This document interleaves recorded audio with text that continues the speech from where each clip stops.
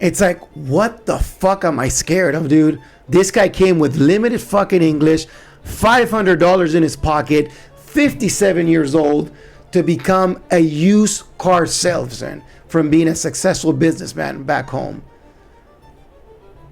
Bro, you know, so it's like that's inspirational. And I point that out because it's like, dude, take a chance, man. This all goes tied into like, hey, man, do what you need to do, but when you got to get off the hamster wheel, when you figured out the matrix, get off that shit, do what you need to do. Life's too fucking short, and take it like a G, dude. You'll be okay, dude. That's what I'm saying. I look at my dad and I'm like, bro. I feel like I could end the podcast on that right there, but I'm not. Nah, let's keep going. I got more questions. Yeah, let's keep going, dude. So,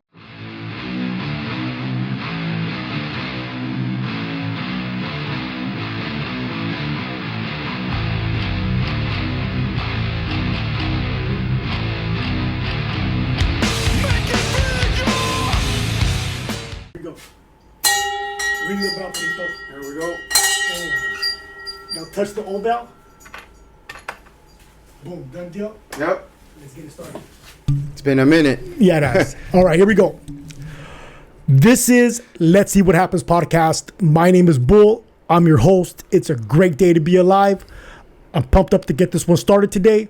I'm not wasting any time. Let's do this. All right. My man. What's going on? What is your first name and where'd you grow up? Yep. So I was born Pedro. I also go by Peter. And I was born in Argentina. Then at 10 years old, I came to the U.S.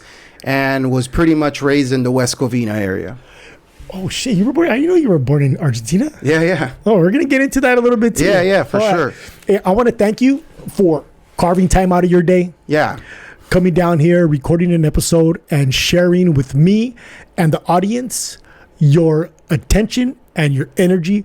I big time appreciate you, brother. Welcome to Let's See What Happens podcast. Thank you, man. Thank you for having me. Before we get into the meat and potatoes, can you please share with the audience any information you feel is important for them to get a better idea of who you are and where you're coming from? Yeah, absolutely. So again, I was born in Argentina. I came when I was 10 years old, only child, and worked almost 19 years for LA County. I was able to retire last December, and now I'm doing seasonal work for a different county and focusing more on the artistic part of it, which is photography. And that's sort of, if I can get into it, like why the photography. Dude, let's do this. Talking about Argentina and all this. So, when you're a kid, your parents, they like to take pictures, especially, let's be honest, being an only child, Latino parent, especially the mom. And I remember, I went to West Cove Elementary, graduated from South Hills High School. And after South Hills High School, for whatever reason, my parents, they missed the old country. And we were going to go back. We went back for a few years, and I came back and been here since then. How old were you? So when we went back to Argentina, 17, right after my senior year. So you were born in Argentina. What time did you come here? When I was 10. How old you came at 10 years old? 10 years old. You were here for 7 years. Did Correct. You graduate high school here? I did, yeah. You graduated high school and went back to Argentina. Right. Oh, wow. Yeah, for a few years, and did my undergrad there. So, and I was sort of, to be honest, forced, if you will. And then I was kind of bitter the first couple of years. Now, in retrospect, I wouldn't trade it for the world. I had a great experience. So, because you're 17 years old, yeah, and your mom and dad are like, "Hey, we're going to move to Argentina." Yeah, you've already established yourself here. You were in high school here. Right, you right. had your friends here. Yeah. You know what I'm saying? So, I understand what you mean when you said that you were forced. Yeah, because you were like, "No, I don't want to fucking go. I'm staying here, dude." So you went back to Argentina and you got your bachelor's there. Yeah. Trip out. I didn't know. What college did you go to? Yeah, well, over there it's called Universidad de Belgrano, University of Belgrano. And then I came back here and went to Cal State Northridge for a couple of years, sort of to solidify that degree and kind of move up with academics. What did you get your degree in? Over here in public administration. What about over there? In international relations. What is what can you do with international relations? Yeah, so in theory, when you study that, it's to be like a diplomat or international trade and all that, but that wasn't the case, so. Hey, but that's So like, what is the job of a diplomat? Like, what are the duties of a diplomat? For sure. So basically, and this is something, when as far as a diplomat, what you do is that you represent your home country abroad. That's basically it, right? So like the top diplomat for the U.S. would be the Secretary of State, and then you have the ambassadors, and then the general consuls in the smaller cities. And that kind of like, I think that you would have been good at that. Thanks, man. You are, you're a people person. Yeah, you talk for to sure. people. You like to meet new people. Yeah, absolutely. You're outgoing and you like to travel. That's it. The traveling thing. That's it. Yeah. Hey, So it's not to, but it's crazy you say that, because sometimes when people go, "Oh, where have you traveled?" and I tell them, first thing they do, "Oh, was that through the military?" No. "Oh, was that through because of the exotic places to me, like the Middle East or Russia, China," and so that it kind of goes along with that career, the knowledge. For as a matter of fact, when I did my master's here at Cal State Northridge, that's how I ended up going to China.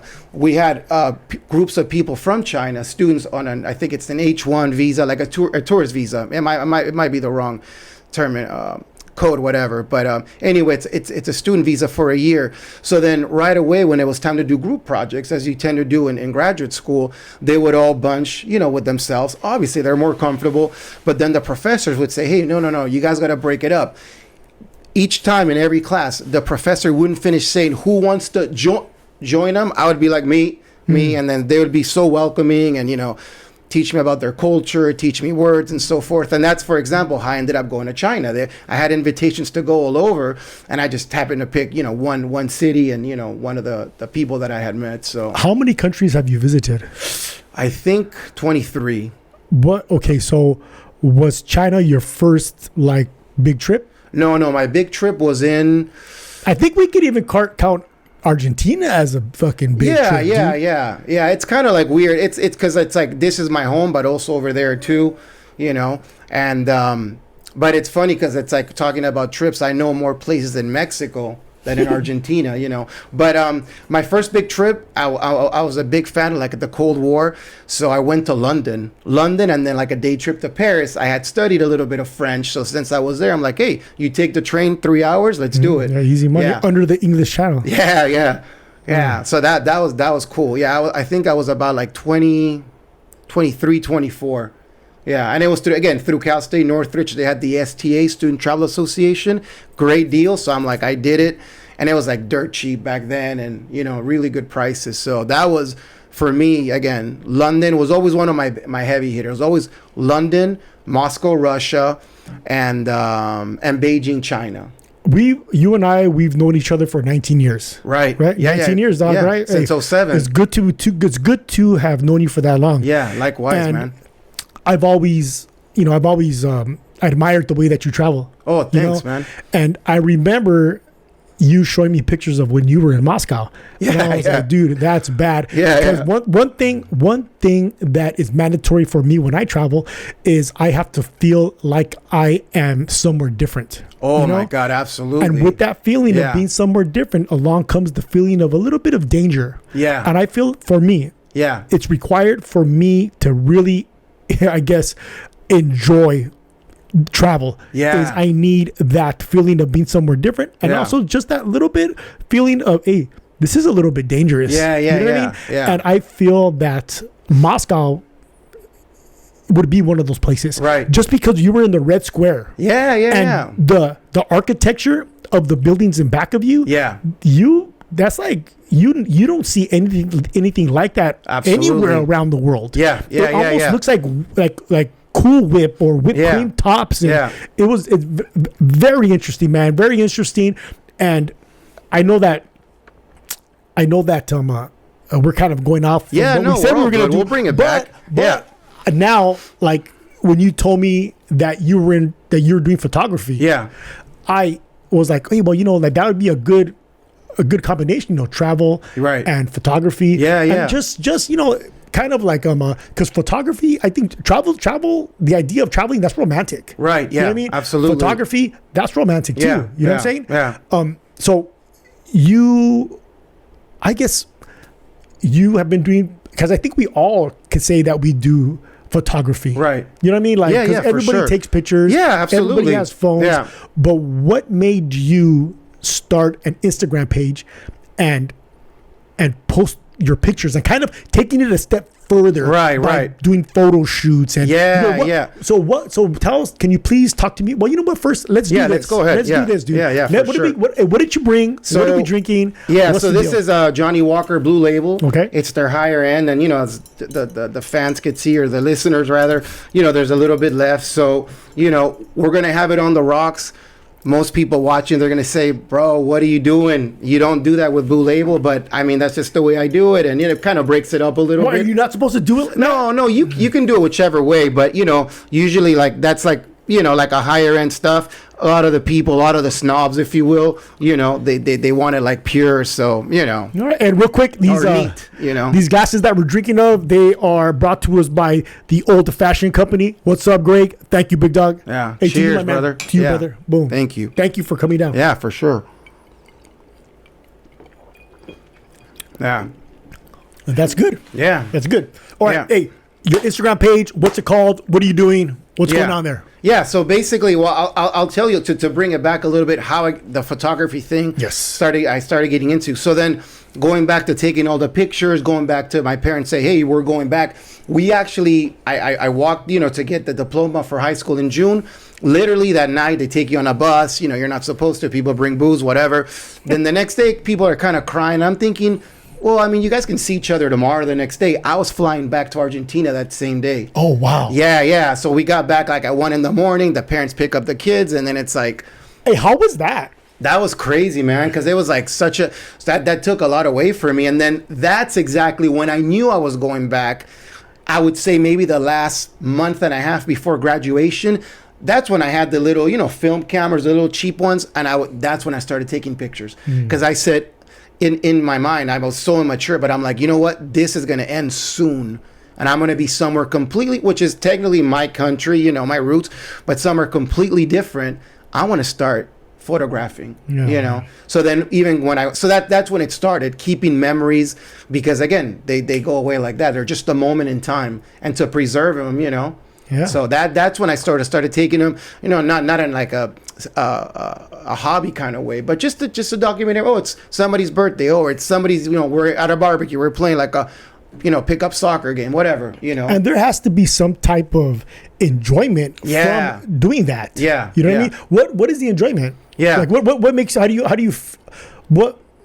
feel when you take those pictures? Because in order to continue doing it, Yeah. there has to be some type of emotional connection with it. Yeah, dog, yeah, you know? no, for sure. So I mean, obviously for like the events or like for kids' birthdays, I have 2 boys, or for international trips, it's good to have, But for example, the stuff that I'm doing now with the Instagram, it's crazy because when I'm there, it's like I'm in the moment. In other words, when they talk about mental health or whatever, they say, hey man, don't worry about the past. Don't think too much about the future, avoid anxiety, depression, whatever. Be present. And that's hard to do sometimes, And so I noticed that with this activity, no matter what's going on, like I'm in the moment, right? So that's all that I'm thinking about, interacting with that person. If you're, bending down or getting at certain angles, like nothing hurts. You know what I mean? If you were sore from working out or whatever, sleeping the wrong way, like that all goes away. Right? You know how they talk about athletes being in the zone? Right. Yeah. Do you think we could say that when you are taking pictures, you're in the zone? Yeah. Right? Yeah, you could feel it, especially, like when you do like a street shoot in the moment, and by the way, so anything I do in public, even though it's public, I always ask for their permission, right? So I was at like a low rider get together in Santa Ana, and just out of respect for the culture, you don't just like you want to go up like, hey man, cool car, can I get a few shots? And they pose for you. Oh, how do you like it? Do you like this angle? So Have you ever had anybody tell you no? No, everyone's been pretty cool. No, that's cool. Yeah, dude. yeah. And then I did the last photo shoot that I did. It was again in Santa Ana in the art wall, and with this girl, and it was just like a one-on-one thing. It was planned, right? And like you said, being in the moment, you start taking certain shots, and then like you take like a little break, review them with her, and then you see her happiness, like, oh man, we did that, or you did that, and it's like, no, we did that, So it's kind of like that. it's very satisfying, And like I said, you're in the moment, and usually it goes by really quick. Like this last one we did, it was like maybe like 20 minutes, and then I went, met some of my friends for a drink, and but it went really smooth, and it's like you could feel it, when it goes good, like the lighting, the mood. That's what I'm saying. So yeah. What kind of camera are you using? So right now it's a T5. It's a Rebel T5 Canon, and it's interesting you ask. It's a very basic camera. I don't really need more than that, but today, as a matter of fact, I indulged and I bought something a little bit better. I found a good deal online. So it's a Canon. It's called an R8. Can you also record video with those two cameras? Yeah. So, would you? Because I'm trying to upgrade my equipment. Yeah. What would you recommend for recording? Do you know that much about? No, not too much. Equipment? I don't really get into that. Yeah, but I've seen a lot of people use those kind of cameras to record. Yeah. So, for example, I do have one of the guys out in Long Beach. I'll give him a shout out, Ben Amoroso. He has his own place in Long Beach, and he does tattoos. And I say that to say who is this guy? Ben. Yeah, Ben tattooed by Ben or inked by Ben. Does he have an Instagram? Yeah. Is that what it's called? Tattooed by Ben? Yeah, or ink by Ben, or I should know, but we'll give him a little shout out. Yeah, for sure. What's his name? Yeah, Ben. To Ben. Yeah, Ben Amoroso. Boom. Yeah. Ben Amoroso, man. What's up, Ben? Boom. You know him, man. Yeah. So, he again, I see he does a lot of good stuff. He does photography as well, but I noticed that he'll take pictures with his phone at the end, but while he's doing it, he records to then do reels and and so forth. And he does use a camera, like a photo camera, but just on video mode. So yeah, I could see that the benefits of this. Yeah. So, what made you start the Instagram page? So I just said, you know what? I have so much stuff. I'm gonna start posting it, and I did. And then recently, I deleted a lot of the old stuff, and not because it's bad, good, or indifferent, because I'm just trying to stay focus on one thing, not be all over the place, right? I had, for example, like street shoots of like the Watts Towers or, like Skid Row. I had bedroom shoots with girls that, wanted to do something, in lingerie for themselves or for their, other halves or whatever. And so I had a little bit of everything, and, so I wanted to kind of like just tighten it up and just focus on like the Chicano and the lowrider and more like the LA culture. How did you get into that? So that's the crazy part, man. So and we'll tie it all back. I remember crazy story. So I'm 10 years old, right? I'm living in the U.S., in California, in West Covina, Daisy Apartments. Where's it at? Where's Daisy Apartments? It's on, I forget the name of the street. It's Citrus. I think it's off Citrus. Okay. Yeah. And I say this because I had a friend, we'd all go to the playground, Abel. And again, when we think of all of my friends here, I know maybe a couple of Argentinians, but everybody's Mexican, Chicano, Pocho, whatever you want to call it. So right off the bat, it's like I remember like Abel's mom's like, hey, mijo, you want to come in? I'm like, yeah. And, and I'm there in their apartment. She's like, oh, mijo, you want some tortillas? And in my mind, and you might know this, or the people, listening or watching, in Spain, they have the tortilla or tortilla, which is like made of potato and eggs, right? So it looks like a pie. Just imagine chopping up, potatoes, mixing them with eggs. For me, that's what it was in Argentina. And sometimes you throw like a ham and, onions on it. So it's completely different. So I'm like, oh, that's cool, man. It's going to be... I'm like, wow, they make them too. And then she brings out, the Mexican, and I'm like, tortilla, and I'm like, oh, okay, Or the same thing, another time, oh, ¿quieres una tostada, mijo? You want a tostada? And I'm like, oh, she's going to put 2 slices of bread and make toast, So, that's, and from then on, it's like there's always been like a real akin, a real assimilation for me. I never forget where I'm from, but we're so, because you grew up with Chicanos. Yeah. Right? Because then you also lived in the valley, right? Yeah, in the valley. Yeah, you were in West Covina, right? So you grew up with Mexicans. Yeah. And you speak Spanish. Yeah. Right? So why wouldn't you, integrate? Yeah, no, absolutely. Right? So, I know sometimes they talk about, oh, there's beef, this and that. There's really no beef, man. I think that's just when there's like soccer games or whatever. But I mean, that's really it, man. Because like I was telling you, I know more parts of Mexico, more, states and cities. And right now I'm in the talks with somebody to go to Monterrey, to Guadalajara, to do a photo shoot. Shut the fuck up. Yeah. So it's like that. That's going to be a new city, a new state that I know. And, in Argentina, I just know, Buenos Aires, the capital, and You know, pardon my ignorance, but I mean, you know, I know so much, you know. So that's how I got started. And then, of course, your friends, they're all, you know, Latino, Mexican. Their parents are from Mexico. And then if we get on the personal side, I mean, most people that I've dated, man, they're all Mexican, you know. So, you know, there's always been. And then the food, the street food, you know. So, yeah, man. It's all of that, just your experience in living in Los Angeles. Yeah. That's what influenced you to start taking these pictures. Yeah, right. Yeah, the feature. Yeah, and let's talk about what these pictures did for you. Yeah, right. What did they do for you? What did they do for your Instagram page, dog? Yeah, because you said that after you took these pictures. Yeah, man, it was crazy. Yeah, so you know, when I started the page, I believe it was last summer. Where do we find you at? Let's tell everybody right here that's listening where they could find you and schedule you for a photo shoot. Schedule you for a collab, or also if they want to come down to your page and just check your pictures out, for sure. Where could they find you? Yeah. So it's Tango Pete Photography, and it's Tango TANGO _Pete _ photos. So boom, and I'll put that up right here. Yeah, thank you. Everybody to check out, everybody to look at. Yeah, come down, support his page, and like I said, set up a photo shoot. Set up a collab and you know, support. Yeah. Thank you very much. Yeah, man. So I remember, like I was telling you, and I was telling Darla earlier. I had done one of I really like this shoot that I did. It was in Palm Springs. Everyone's familiar. It has like the fans right in the background. You know, this person was really cool, very nice. She's a model. She's a singer, and she has a lot of followers. Right? What's her name? Her name is Tora. Yeah. Okay. Again, really nice, and she helped me out a lot, you know, and you know, it was good. And then, you know, she reposted it. We did some collabs and stuff, and I'm like, okay. I mean, I'm up to like 26, 27 followers. What kind of music does Tora sing? Oh man, she does like, I'm gonna say like a kind of like pop. Okay. She's really good. She has great pipes. All right, man. Yeah. I mean, like I said, if you look at the post that I have with her, you know, you can follow her. I mean, she has like over 35,000 followers, and she does modeling. She's published, you know, and she's out there in the desert area. So, and really cool, really nice person. Tora. Yeah. Tora, that's right. Yep. Boom. Yeah. And then, you know, so I was like, cool, man. Wow, this is really good. A lot of engagement. And, you know, it went up a little bit, and I'm like, all right.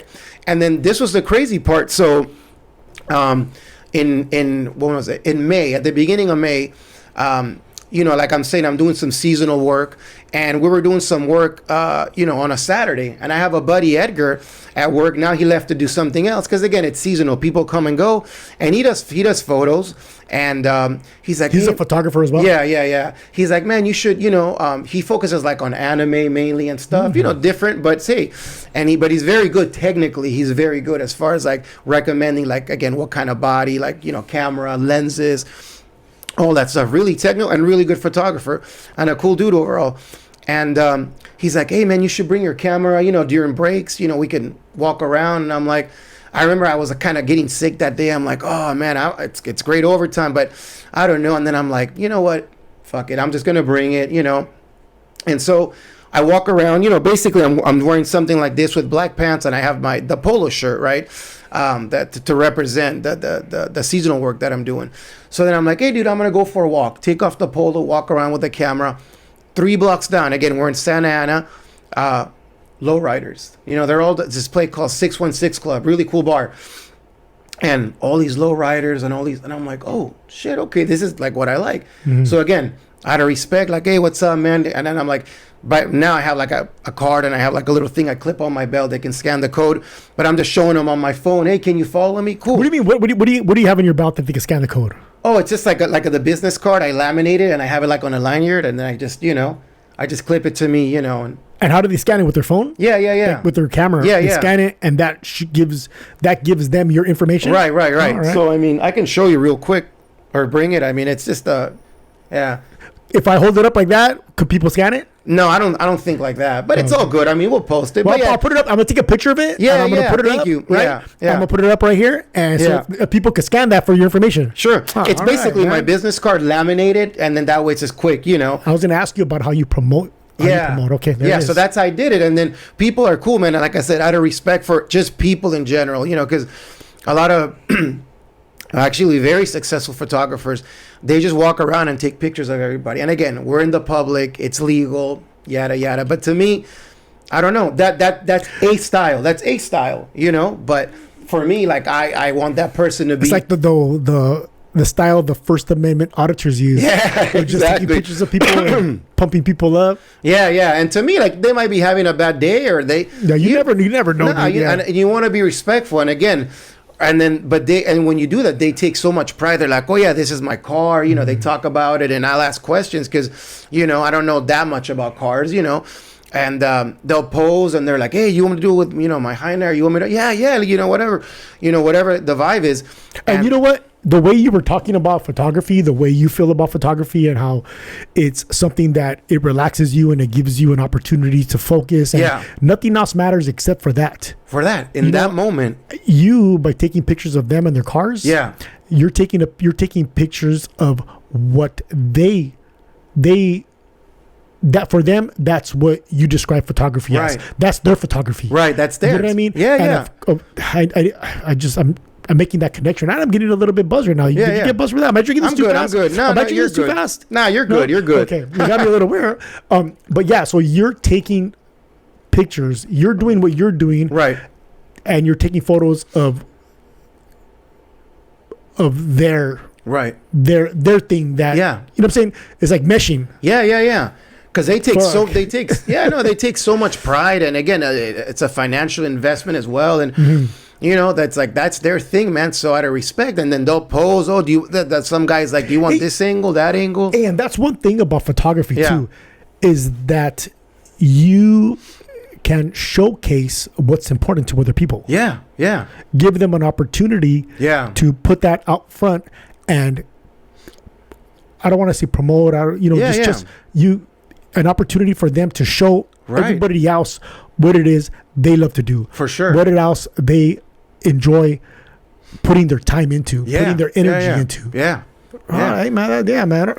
I think photography, pictures are pictures just in general are very important. You know, we had this conversation a couple of nights ago about how I feel when you look at a picture, you could time travel with the picture. Yeah. Because you can look at a picture and that photo will take you back to the time that photo was taken. Yeah.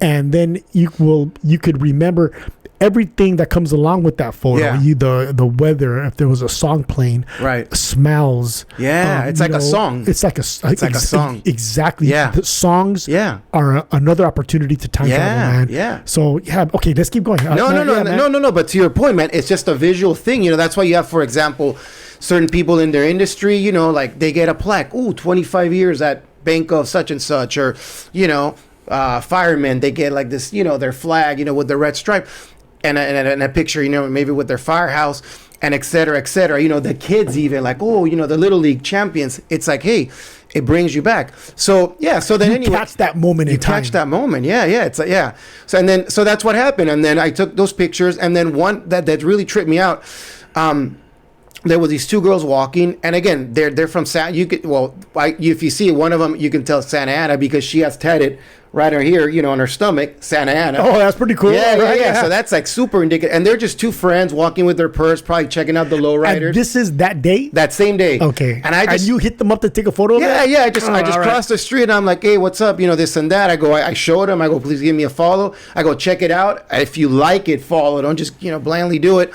Check it out.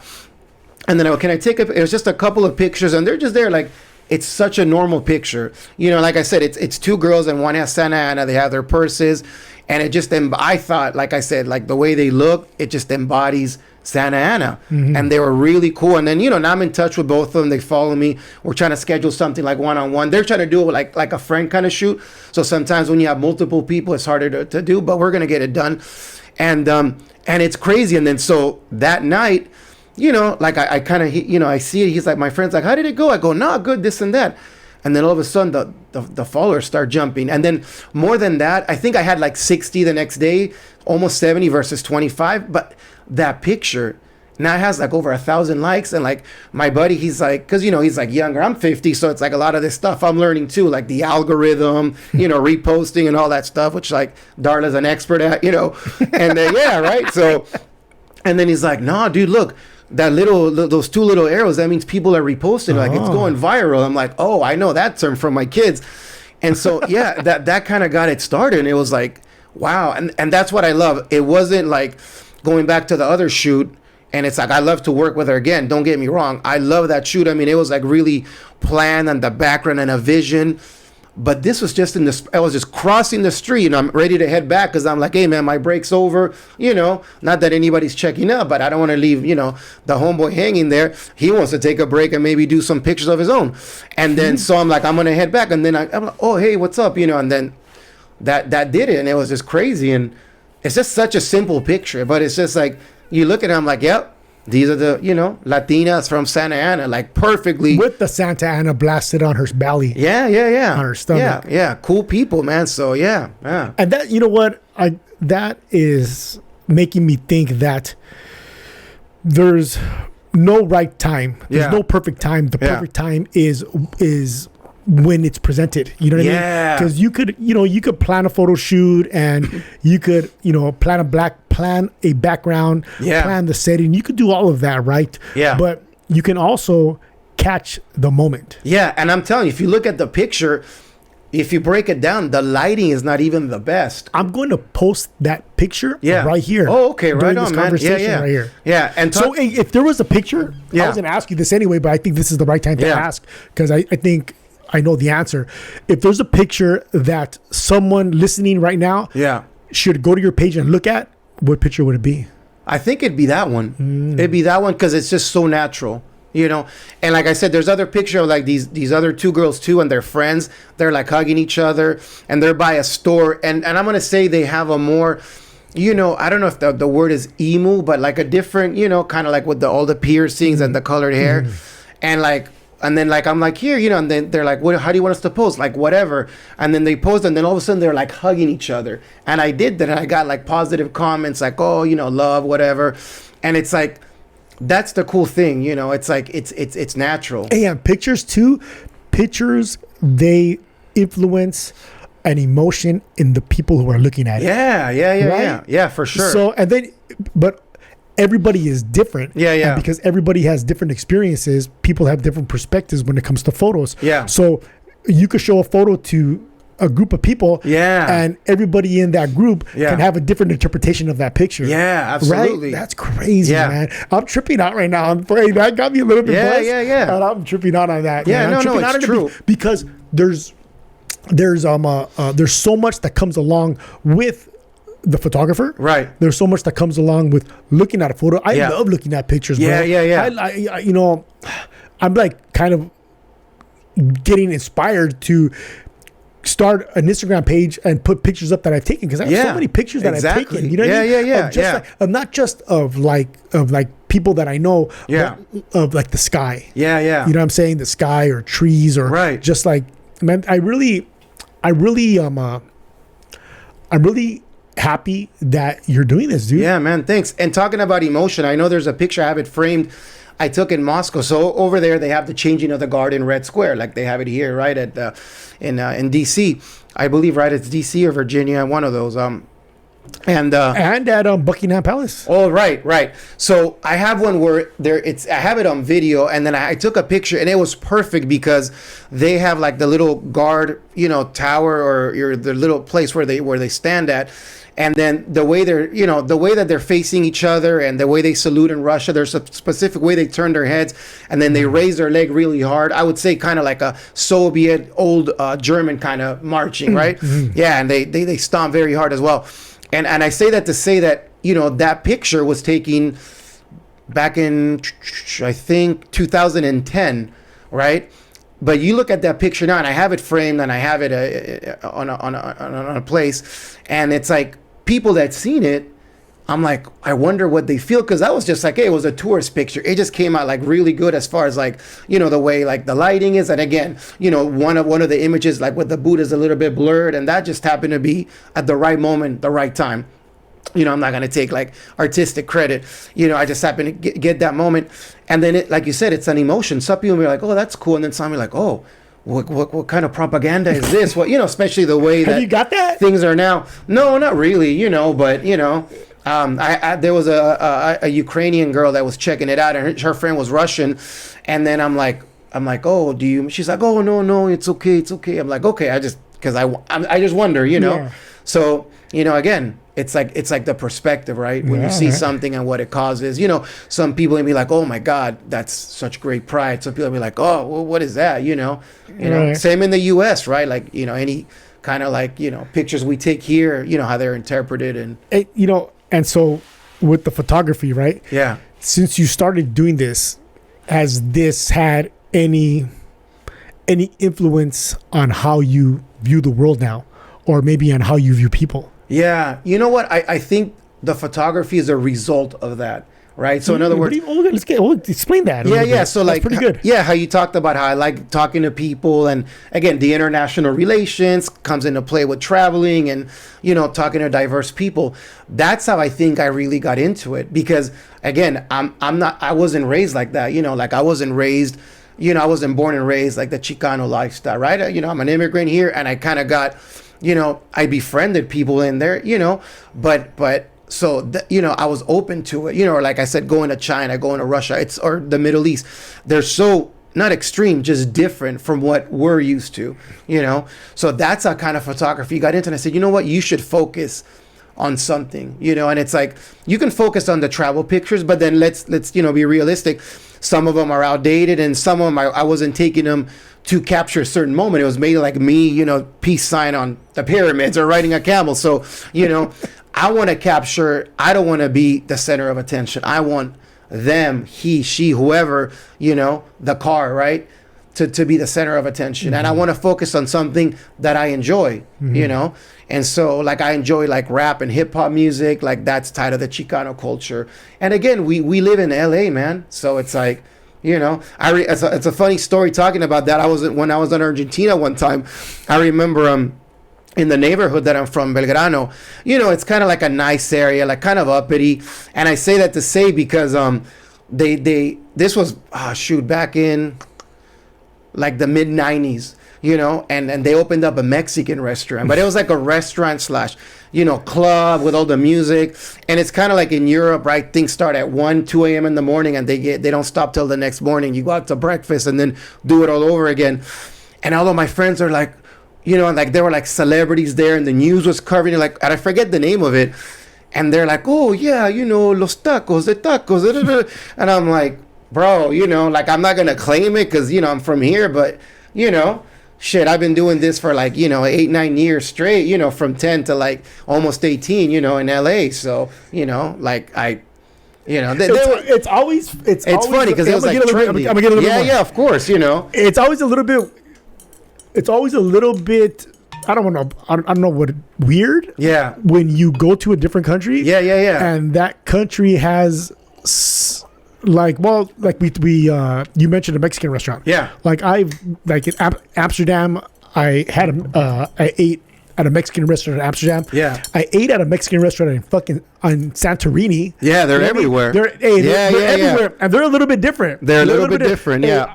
In O3 in Amsterdam, you're walking around in Amsterdam and you're all fucked up. Yeah, right. And we found this Mexican restaurant. I forget what it was called, like Poco Loco, something like that. And we walked in and we looked at the menu. Yeah. And I was like, okay, I want that burrito. I'm sorry. I ordered it, and then I asked the guy to make it a wet burrito. Yeah. And he's like, what do you mean? And I was like, you do that on top of my burrito, you put cheese on the inside, cheese on top, and then you put that sauce right there, you put it on top, and you make it hot. Yeah, Make it hot so it melts the cheese. Right. And he was like, all right. I was like, all right, trip out. Yeah, so, you put him on game. Yeah, he brought that. It's because he was in Denver. Right. And he brought that. He brought the idea of a Mexican restaurant from the time that he spent in Denver. Yeah. You know what I'm saying? I kind of gamed them up a little bit, man. Yeah. And it was a trip. That was like my first big trip. Yeah. Over there, and in 03 we did we fucking backpacked through Western Europe like Vikings. And yeah, that's dope. that was one of the stops that we did, and so it was just like a big eye opener for me, dog. And so yeah, man. But yeah, so it's always weird when you see something from home somewhere else, right? And and it's different. Yeah, no, for sure. So again, to me, even though I'm technically, and I am home in Argentina. You know what I did right now? I went like this. I'm blowing it like it's hot. Hey, cheers. Hey, good to see you, brother. Yeah, you too, man. Good to see you. Good to spend time with you. Yeah. And it's good to be having this conversation. Big time. No, for sure. So, so again, even though, like, again, in Argentina, like, that's my own culture, to me, seeing that, I kind of like, I'm like, so I kind of like, I claim that the tacos as kind of mine. Mm-hmm. Like, when I went with my friends, I'm like, look, bro, let me school you. Let me because these are not like empanadas. Like, they're not like, like I'm going to school you and, kind of put you on game. And I'm like, nah, this is missing a little bit, pico de gallo, this is missing tapatio. You know what I mean? So even though I'm not Mexican, I was sort of like their Mexican, right, guide into that, the food and all that. So, but again, I just thought it was hilarious, like the news was covering it, it was like so trendy. So yeah, but then I go to a taco truck here and it kicks the shit out of that place. I think that's with anywhere though, man. I think that's with anywhere like that. Like like if like Gaucho Grill. Yeah. Right? You know what I mean? Yeah. You go to Gaucho Grill and you compare that to going to Argentina. Yeah, dude. And eating in Argentina, and I'm sure the food that you're eating there is going to blow that fucking place out of the water. Oh, yeah, for sure. Like the street food's going to kill it, dude. For like 10% of the price. Yeah, my cousin, she married a dude from, he is Argentina. Yeah. Tom Martin, what's up, real fast? Tom Mounty, what's up, real fast? Cheers. And he was telling me about I guess like a grill that's set up at his uncle's house. Yeah, it's like a room that you walk into. Oh yeah. Have you seen one of those? Yeah, I have. Yeah, they call them like grills, like parrillas or parrillas. But it's like you walk into it. Yeah. Oh, I get it. You know what? Yeah, so there's a Gaucho Grill. Yeah, I know what you're saying. I think they have one in Buena Park. What you're talking about? No, like in Argentina. Oh, okay. Yeah, that you walk. I know what you're saying. Yeah. Okay. Have you been back to Argentina, dog? Yeah. So I went last year, September, October, and I was able to go in 2023 as well. Okay. And before that, it had been 10 years. So I'm like, fuck this. I'm not gonna let this. Have you ever thought about posting pictures that you've taken in your travels? No, putting them up. I think that would be kind of interesting. Maybe. I think what I would. As long as it's kind of tied into the concept of this, like the car culture and that kind of lifestyle. Yeah. So it would have to be very particular. Because again, I'm trying to like at least the stuff that I'll take pictures anywhere. I'll do what, by the way, if anybody wants to collab or whatever, I'm down to do whatever, but I'm saying as far as like what I want to focus on, and give that sort of like that nod and respect to and representation to, if you will. Mm-hmm. You should go to the Santa Fe Springs Swap Meet. Yeah, true. And hit people up over there because they are, it's turned into a place that is, it's very social media driven. Yeah. Everybody there is recording themselves. Right. Everybody there is, just posting themselves. Yeah. And I think that you'd be able to, find someone there too that is down for a collab. No, for sure. I'm gonna that's a good point. And I'm gonna shoot people your way too because thank you, man. I know you're gonna you and Caesar are gonna do something once he comes back. Shout out to fucking shout out to Caesar. He reached out. Yeah, he's like, hey man, my schedule's busy. I'm like, hey bro, whenever you tell me, we'll do it. So. And there's a couple of other people that I have in mind too that I'm gonna shoot your way, dude. Okay, that's cool, man. With cars and with Viklas, you know what I'm saying? Yeah. Just that look, good tattoos, homes, you know what I mean? Sure. So promote that, man. I'm down to and I've been Santa Fe Springs Swap because I used to live, in La Mirada, so it's like I've been there, but you're right. I now that you bring it up, it's like that's definitely a place to hit up, dude. So let's see what else you got. I wrote a couple of questions for you, man. I got a lot right here, dude. Yeah, man. Shoot. How do you want people to feel when they look at your photos? Yeah.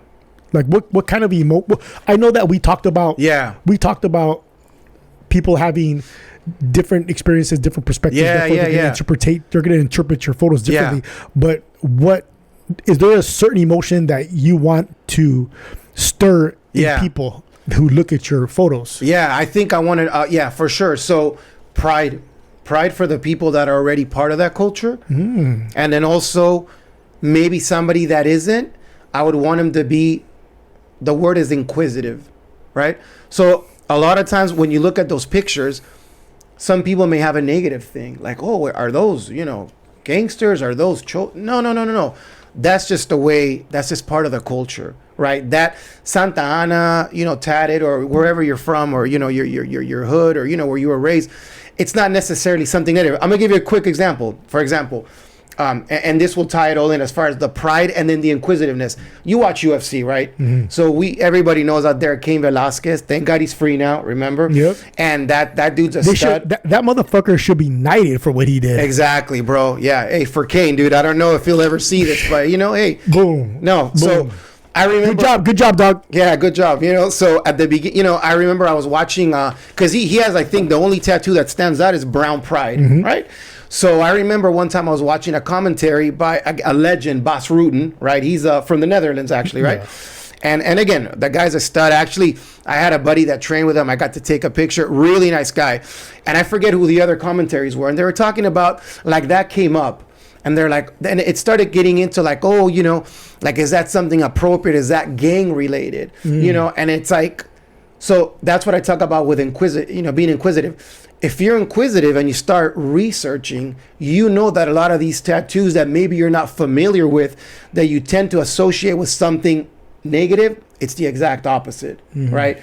And if you look at Cain Velasquez, for example, brown pride for him, his parents, he talked about it. It's kind of emotional. He was on, I think El Show del Cucuy, one of those radio shows a while back, right before the whole incident happened. When he got, I think, the title. And he was talking about how, his parents, they worked the fields, man. They worked the fields. They were able to put him through college. No, actually, he got through college through a wrestling scholarship, D1. That guy's a stud, And then before he got into MMA, and that's why he has it, So it's like, again, don't be so quick to judge and be like, oh, those pants, oh, that shirt, oh, that logo, that music. Be inquisitive. So that's what I want to put out there. So again, for people like, again, Caesar, that made my day. He like, hey man, I'm gonna reach out. My schedule's busy, but let's do something. I love your page. I like what you're doing for the culture. Boom. That's it. That I'm happy. That's what I want to get across. And again, for the other people that are not familiar, look into that stuff, So I that's very interesting because, like, Cain, he has that brown pie tattoo. Yeah, right? Yeah. And he got that tattoo because he's proud of what his mother and father did. Yeah. Right? And and the way that he is expressing that is with his tattoo, right? And also, like, you are going to use, you're gonna express something, the only way you know how to, exactly, or what you're used to, right? I'm pretty sure he grew up somewhere where he grew up seeing that brown tie tattoo. Yeah. So even though it can't be gang related, right? Exactly. You know what I'm saying? Yeah. Just because it could be associated with that doesn't mean that it could be used for something else. Yeah, that's right. I have my where I grew up tatted on me. I have Bud Light tatted on me. And that could be viewed in different ways. You know exactly. What I'm saying? I have my name tattooed across my back. Right. And that could be viewed too. That could be viewed a certain way too, because the majority of, I don't want to say the majority, but people who have those particular type of tattoos with the city tattooed on them or a name on their back, you can look at them and say, that guy looks like he's fucking gang related. Right, exactly. But because that's how I grew up. Right. I guess those are like the tattoos that attracted me. Those are the styles that attracted me. You know what I'm saying? And that's why I got them. Right. And it could be interpreted differently. Exactly. And I really like that you said that. Yeah. That you are showing a different side. Exactly. Or a different way to interpret something that could be viewed or has been viewed a certain way for a very long time. Yeah, and I would say that the true way, the way it's meant to be, damn. just because some people hijack it for negative purposes. Ooh, damn, dude. Right, Right, man. You can't do that. And again, it's just the way, the media portrays it, and, movies, right? Yeah. So, again, for me, it's like, no, let's show the way that it is, and people, again, that are not part of it or grew up in it or are familiar with it will be like, oh, okay, damn, no, so, okay, cool. And to that point, when you look at when you look at the reels and you put, like, for example, I know Saturday night I'm going to be in Santa Ana from 6 to 10. They have cruise night, so I'm going to be there. And then there any of these flyers that you see online that come up, read at the bottom. Most of them say, hey, be respectful, respect law enforcement, clean up after yourself, right? That's important. So the majority of people, that's their expectation. Mm-hmm. So they do put that out there. Right. So nobody's an outlaw. Nobody's there to gangbang. No one's there to cause trouble. Mm-hmm. No one's there to disrespect law enforcement. It's the opposite. They say, don't do this, this, and that. That's like the code, Of course, are you going to get maybe one bad out? Maybe. But that's on anything, right? Sporting events. Yeah. Talking about soccer.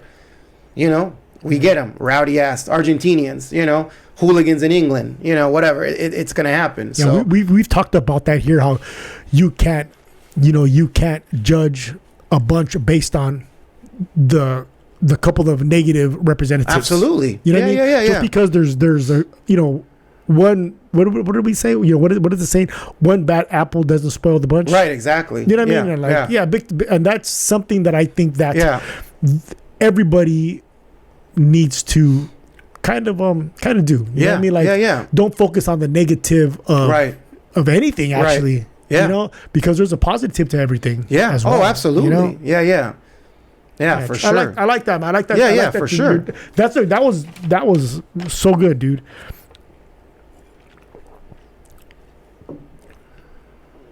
Let's see what else you got. I'm looking at these right now. We covered a lot of these just by talking. Yeah. You know what I mean? Oh, how about this, dude? This is a good one right here. Yeah. Let's do it. Is there a dream shoot, location, or project you would love to do one day? Because I was thinking about this. I was like, man, what as a photographer, because I thought just everybody has like everybody has a goal. Right. Everybody has a vision. Of what maybe success or a vision of what making it looks like. Yeah. You know what I'm saying? It's interesting you say that, because I really don't, in the sense that every shoot to me is important, right? So I reached out to somebody, I forget her handle right now. She's a Chicana rapper out of Boyle Heights.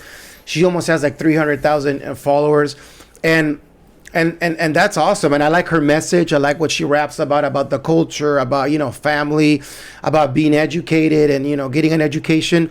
And those kind of great values, the Latinos, we encompass. And that'd be amazing, right? Because it's like, that's a lot of followers. But at the same time, anybody, whether like it's your friend Caesar or anybody else, like, I don't care what followers, if they want to do a collab, they're like, no, I'll just help you build your page. That every shoot's important. So I really wouldn't, I don't have that. Every shoot, I want to make it important. And it's like, if I get traction through somebody that has followers, it would be to get out to even more people to do stuff, right? Yeah. So, I don't think I'm there yet, So, yeah, because again, it's kind of like, like if you're an actor, it's like, oh man, I want to, act with like De Niro or Pacino, right? Or if you're like a rapper, I want to do a collab with Jay-Z or whatever. But for me, with photography, I mean, I don't want to be in the presence of like Esteban Oriol. That guy's the GOAT, Who's that? He's a photographer that he's the GOAT, man. He's done like LA Women, This Is LA. I mean, the guy, he's done like everybody, Mr. Cartoon, like, does a lot of stuff with them. So, like, he's the GOAT. So if he's the GOAT, then would he be like a dream collab? Oh, absolutely. I mean, I don't know. How about imagine taking a photo shoot of him taking photos of somebody else. That's it. And if you look at his work, it is very basic. And what does basic mean? It's completely respectful to the craft, meaning he doesn't have any gimmicks, right? He has a basic camera, and I believe Now I don't want to say like what millimeter lens, but he does like what they're called like like primary lenses, like the ones you don't adjust. It's either like 35. Like I have a 50 that's for portraits. I have a 22 that's sort of like a more panoramic. And I don't really do 35, right? It's mainly the 22. It's like my go-to lens.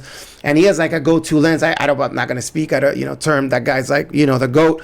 I forget which one he talked about, but it's like he'll do like, a couple of clicks and you're like, that was it. And it's like, you see what he did and it's like, whoa, dude. Again, no gimmicks, none of this filter, none of this AI kind of BS. So yeah, that'd be amazing, That'd be kind of or for him to be like, hey, you know what? Out of this stuff, you should print this one up and like put it somewhere. Cool. Hey, this is a funny one. Yeah.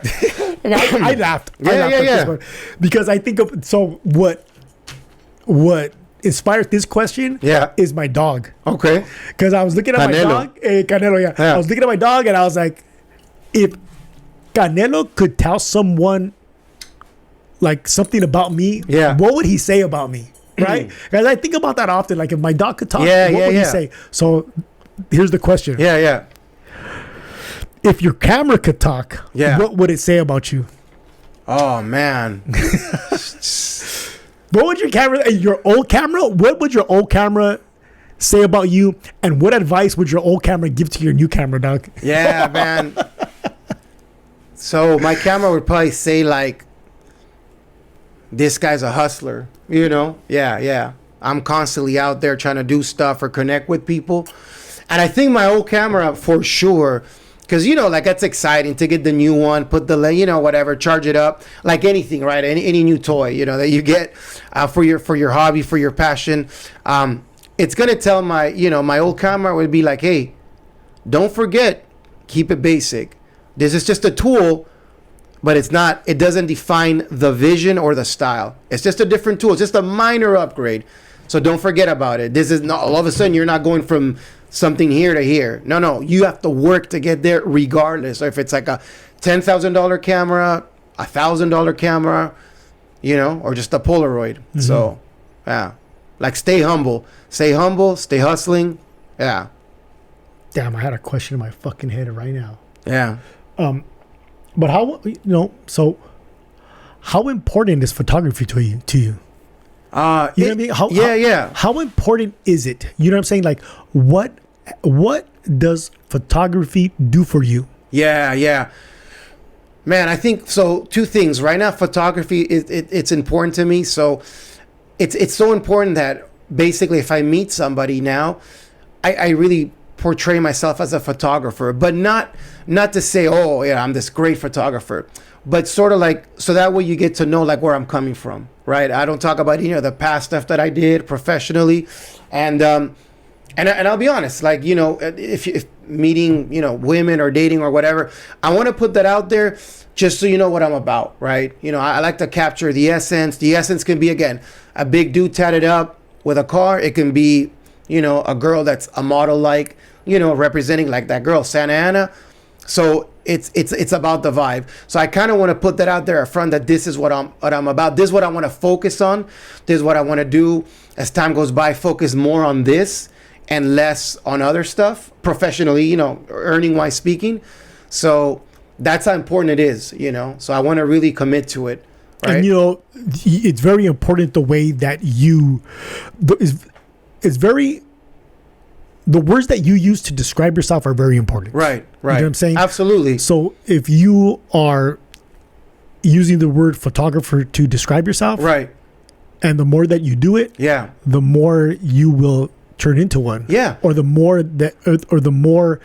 it'll, kind of manifest your photography. Yeah, no, for sure. And because again, the more you do something, the more of that you become what you do the most. Exactly. And it's sort of in a humble way. In other words, it's not like, oh, I'm a photographer. No, it's kind of like, no, I do photography. Where people, when you think about it, it's like, oh, this guy does photography. Yeah, that's what I do. I'm just a simple guy that captures images. That's it. So I use it in the way that my ethos, it's the opposite way. It's not like, oh, I'm a photographer. No, I'm a photographer in a more humble way, because it's something that regardless of, what I did before for the county, what I'm doing right now, seasonal, I can be a barista, I can be a bartender or whatever. Photography's, I can still do it. That's something you can do, at a late age. You can do that in your 60s, 70s, 80s, right? Or other stuff that you've done, you're limited, right? So with this, there's no limitations to age. There's no boundaries, right? So I'll give out a shot right now if I can, to my boy Daniel Funaki. Let's give it up to Funaki. Yeah, former co-worker. What's up, Funaki? Yeah, he's very humble. I'll tell you a couple of stories. I say that to say with the age, because he worked with a famous photographer. I don't know the name, but this dude, he would hire. He was like my buddy Danny was an apprentice. He was in a wheelchair, so he couldn't move. So he would say, "Hey man, I'll pay you a big chunk. Just drive me around." Okay. And then my buddy started, and then he would be like, "Hey, stop." And then, so he would do the shoots from a car, sometimes parked, stopped, sometimes moving. So again, I'm thinking of that. Moving? Yeah. So that's what I'm saying. You can do that at any age with any disabilities, if you will. So that's why I say that it's in a humble way, not in a braggadocious way. Like, I'm a photographer, and I have people, let's be honest, like, oh, that's what you do. I'm like, yeah. But also, all right, so this kind of, I relate with this because I do what I do. Right. I have my my job. Right. And I love my job. I love my job. I'm so lucky that I do something that I'm so lucky that my job that I do, I enjoy doing. I enjoy doing it every day. Yeah. The people that I work with, my fucking team, man. I'm so happy that I work with them. I would not be having the experience that I have without them. You fucking hear that? I'm giving you motherfuckers a shout out right now, man. All of you. Yeah. All of you. Yeah. Same. But that's my job. Right. What I do and what I found that I do is this. Yeah. I have a podcast. Exactly. And when I meet people, I don't tell them, oh, I'm a fucking blah, blah, blah, blah, blah. Yeah, right. I tell them I have a podcast. Yeah. It's called Let's See What Happens Podcast. Yeah. You can find me on YouTube, Spotify, Instagram, TikTok. Yeah. That's what I do. And I think that we, humans, all of us, everybody, not just humans, but everybody, every fucking living fucking, organism throughout time and space needs to find something they love to do. Exactly. And do it as much as possible. As much as possible. Yeah. You know what I'm saying? Yeah. And it's that's very important. Yeah. Because we need something that brings us fulfillment. Exactly. And if you have multiple things that bring you fulfillment, then you're good. It. Yeah. You know what I'm saying? Yeah. So my question for you now, do you believe that being a photographer, that's your life path? Right. That's what you're meant to do. Yeah. Because it's what you do naturally. Right. It's what attracts you. Right. Do you wake up in the morning thinking about it? Yeah. Do you go to sleep thinking about it? Yeah. Are you that's what you do. That's what you're meant to do, right? Yeah. Like fuck, like this, like me, like with this podcast, it makes me excited, bro. Exactly. You know what I'm saying? And you're right. So for example, for like the regular jobs, so again, and it's like, and that's something that, again, that's personal to us. It's like, we do what we want to do, you with a podcast, me with a photography for passion, but there is something behind the curtains that is able to sustain that lifestyle. Then again, that's just a personal thing, but we like to focus more on what brings us that passion, that fulfillment. Would you say the ultimate goal is for your passion to be what the only thing you do? Your passion to be the main. I think everybody right? Everybody out there. Yeah. They want that your main passion to be your main source of income. Of course. Yeah. And that's what I love to do. Eventually transition to that. So for example, the other day. So for example, with the work that I'm doing now, it's great work, and sometimes there's downtime, and I'm bored. So while I'm doing that work and I'm bored, you're on the computer, you're Googling, you're on your phone. So you're doing something else. But as opposed to the passion that you don't get bored. For example, the other day, I got out of work, I had to pick up my kids, and, I had like an hour and a half. So I'm like, you know what? Again, I'm going to go down to Santa Ana, walk around, see if I can hit somebody up. An hour and a half went by, nothing. Dude, crickets, like in other words, nothing. But then I went to pick up my kids. But that hour and a half, even though nothing happened, I wasn't thinking about something else. I was fulfilled looking around, looking for people. No, this person, no. Okay, whatever. Oh, that's not really the vibe. Okay. But that hour and a half of time that I was focused on photography, that nothing happened, I was focused on photography. Versus like a job that's just a job for an income. When you have downtime, you don't focus on that job. You want to do everything but that job. Unless you love it. Yeah. You know? Because I know that there was a point when you loved what you did. You know what I'm saying? Yeah. I know there was. Yeah, I know. With you. We worked fucking together. Yeah, dog. No, you know for sure. For sure.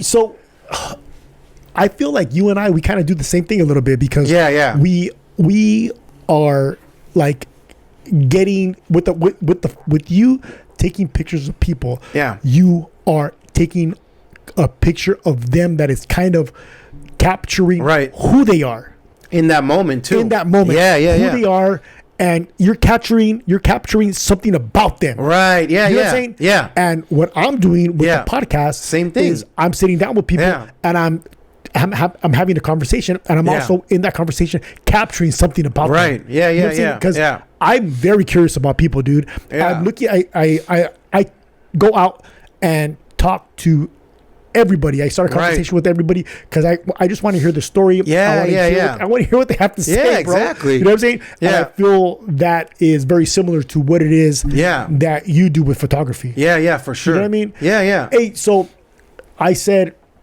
a little while ago that people need to do what brings them excitement and what brings them happiness and fulfillment. They need to do that as much as possible. For sure. All right? Yeah. Okay. So I'm gonna get a little bit on the conspiracy theory right now. Okay. Let's do it, I'm gonna ask you this question right now. Okay. So we work. Everybody has to work in order to live. Right. Pay bills. We all have bills we have to pay. We have to pay our home. Yeah. We have to pay our cars. We have to pay light, water. Yeah. And any extra shit that we like to do. Yeah. We have to pay for it, dog. Right. Yeah. And in order to pay for that, we need money. And in order for money, we need a job. Right. Yeah. Okay. Yeah. So, 40 hours a week. Yeah. Overtime if you're lucky. Yeah. Right. And best case scenario is that you have a job that provides extra time for you to spend with as much time as possible with your family. Sure. Yep. Right. Family for first, you to also pursue hobbies. Right. Yeah. Because for your self-fulfillment, whatever it is. Yeah. I believe that the 9 to 5, 40 hours a week. Yeah. I believe that was created to stop humans from really pursuing and fulfilling what they're really meant to do. Yeah. Because I've talked about this in my podcast in the past. Right. That I believe the 40-hour work week and everything how it consumes our time. Yeah. It consumes our attention. It consumes our energy. Right. I feel like that's on purpose. I feel like it's by design to stop us from actually reaching our full potential. Yeah. No, I agree. Does it make sense? It makes sense, dude. What do you feel about that statement? Yeah, no. I'll tell you, man. As you're talking, man, I'm already ready for this because it's like. Why are you ready for this? No, do you think about this too? Yeah, because I've talked about it with people, especially like with the younger people that I'm working. So it's like, here's the thing, and we have to talk about when we talk about that. It's basically the U.S. And what do I mean by this? For example, I work with somebody that's from Brazil, and somebody from Portugal.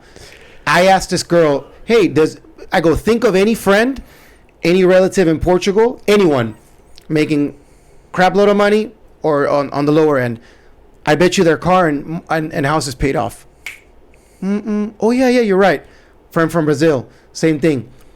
Anybody from, again, Argentina, Mexico. Most people, unless it's like Canada or the U.S., we're sort of in that hamster wheel. And I dare anybody listening, because I've done it with everybody. Some other girl at work, Abby, she has family in Mexico. Same thing. We when we talked about this, because again, I like to, whatever mistakes that I made, I like to help out the young people and pass it on. It's not about preaching. It's about, hey, and same thing. So, if you have family in Mexico or anybody else, just think about it. Think of a tia, think of a friend, anybody real quick. I guarantee you, whether they live in a bad part of TJ or in La Zona Rosa, from Mexico City. In Mexico City, next to Luis Miguel, their shit's paid off, their car. And so I think that happens more in the U.S. Why? Why do you think that? So this country, and by the way, this is not a knock. This is a great country. Oh, that's why I fucking... Yeah, no, of course, dude. Fucking hats off, man. Yeah, I feel as if... I have the American flag. Yeah. That's for us, dog. That's for us, it's dude. It's not for our politicians. Yeah, that's for us. It's for fucking us, It's for us, dude.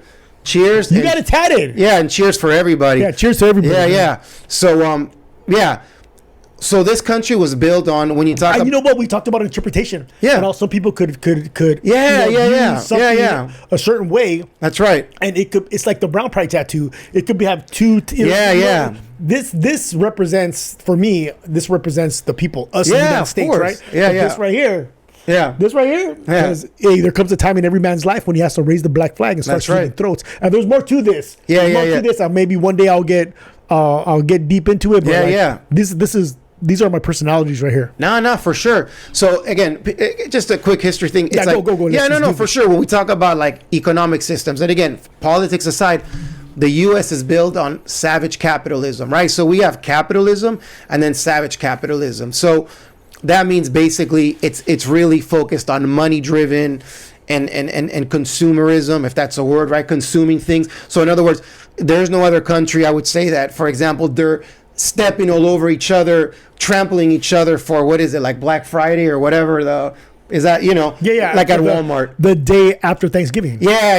You don't see that, again, by and large, anywhere else. Nobody's dying to buy the next iPhone or this, or waiting or in line or camping out, So that's very American. And again, not good, not bad, indifferent.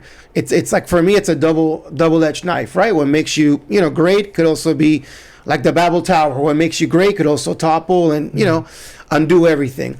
So that's just based on what we do, right? So in this country, for example, nobody really pays off their car. Everybody's upgrading or whatever. And again, it's no knock, but it's like, that's the kind of world that we live in here, or the kind of life. So that takes away, right? So there's a saying that says, here we live to work, while Europe, South America, works to live, right? So that's kind of the scheme of things. So when you talk about that, it's not really conspiracy or going down a rabbit hole. It's just basically a model. And again, that makes you great. That gives us the opportunity, again, for us to do what we're doing now, to say, hey, we put a certain amount of years in our jobs, and now we have the ability through seniority or a pension or whatever to do this. Hey, hats off, man. It's like, it's a blessing. So, but again, use it to your advantage. That's what I tell the young people.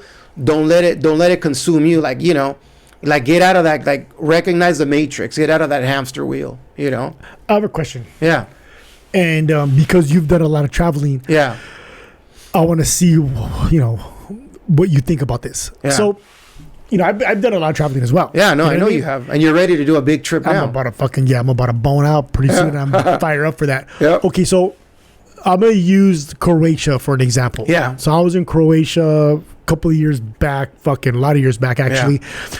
And me and Dada, we rented a car. We're cruising the coast. We're up and down, up and down the Adriatic coast. Nice. And we're looking at people who are who live there. Yeah. And they're doing jobs that I wouldn't want to do here. Right. And I'm looking at them, yeah, and I'm saying, you know what? I would be able to do that Yeah. and live here. Yeah. What's the difference between doing that job here compared to doing that job there? Yeah. I think You know what I mean? No. Why am I saying I could do that job and live in Croatia right here? Yeah. Compared to doing that job and not wanting to. No, do that for here. sure. I think the answer is because of the system, right? So in other words, when you're in Croatia, I can't speak for that country, but I know like in Spain and other like Italy, they have 30 days of vacation, just standard. It's like, hey, dude, I'm a barista, I'm a top executive. Okay, day one, congratulations, you get 30 days off a year of vacation, plus holidays. And over there, maternity leave, it's a lot different, and so forth.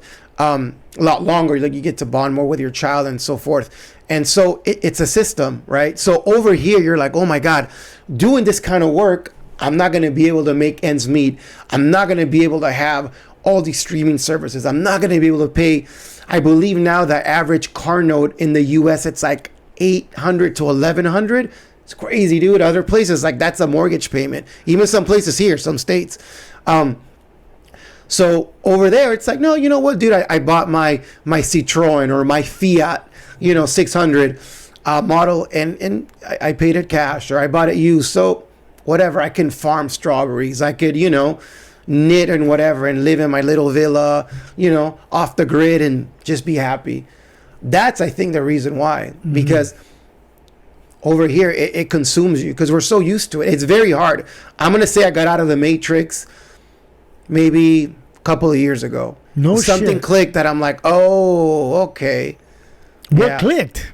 If you could talk about it. Yeah, no. I think it was, and it has to do with the photography. So to be honest, working for the county for a long time, things weren't going anywhere. And again, I'm not going to knock it. I had the time of my life. I got to meet you. I got to meet great people out there. Great schedule, great benefits. Dude, let's not knock that at all, man, because, medical's tough if you don't have benefits, So it's like, dude, hats off, eternally grateful. But that's when I took a chance. I said, you know what? I'm going to go ahead, and I'm at an age where my kids are a certain age that eventually they're going to transition to just kind of being more independent, right? And you never lose that love, that connection, but more independent. And I'm 50. I'm going to jump out of that hamster wheel, and I'm going to go ahead and kind of do my own thing. And that's sort of what I did, with my retirement with LA County.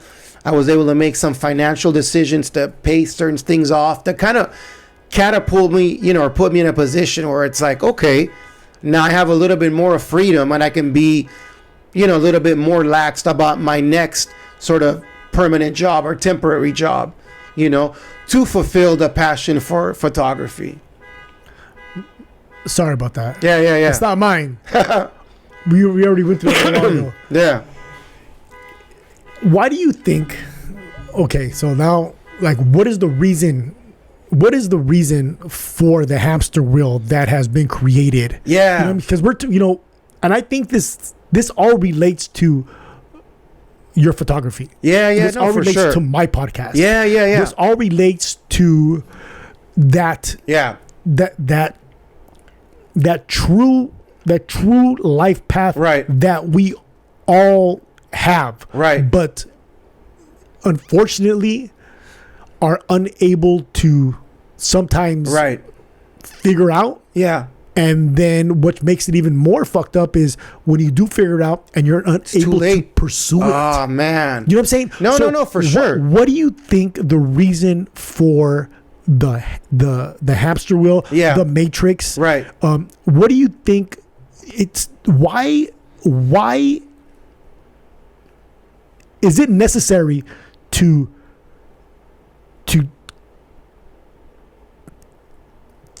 take our energy away from what we would much rather be doing? Yeah. No. You know what I'm saying? Because right. We have to give our time. We have to give our attention. We have to give our energy to this in order to be able to live a certain way. Yeah. So I think, it's a great question. So I think to me, it's live within your means. Live within your means. And again, every other country is kind of forced to do it. So we're not. through the banking system. So, for example, Whoa, what did you say? through the banking system. Whoa, we're Yeah. gonna get into that right now. Yeah, We're gonna take that route. So, for example, love it. it's like, Hey, I have the Creature of Jekyll Island back there that I read a couple of years back. Okay. That talks all about the World Bank. yeah. It talks all about the International Monetary Fund. You know what I mean? And for me, it's like, I'll say, I'm not one of those like, oh, tear down the system. Like, listen, I'm going to say it up front. I'm eternally grateful for the way for example, the county was, the financial system, the banking system, because it's allowed me, if you will, like I'm at a point where I'm not being, pimp or punked by it. And I'm not really taking advantage because they're like multi-trillionaires. So it's like I'm just a little, grain of sand.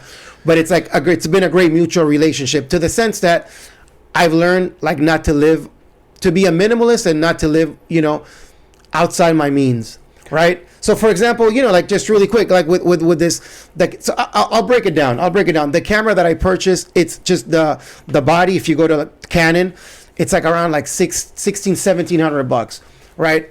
And then I got a special from New York. I'm breaking it down kind of like so people can know. I got it for $1,100. Okay, that's a big thing. Now, what I did is, when you get it from New York and you live in California, well, guess what? You didn't pay the tax. It's not a lot of tax. So I got it. I paid for it straight up, out of my checking account. I'm not making payments. I'm not putting a credit card where there's like 25% interest. And I bought 2 lenses. Same thing, cash. So everything, it's like under $1,600, right? We're normally to be about like $2,500. That's where I'm at. I can do that. Thank God, I'm blessed. Thank you. I have the cash to do it, right? But there might be people that, again, with the analogy of a camera, like, yo, dude, I saw this like really good brand, Leica.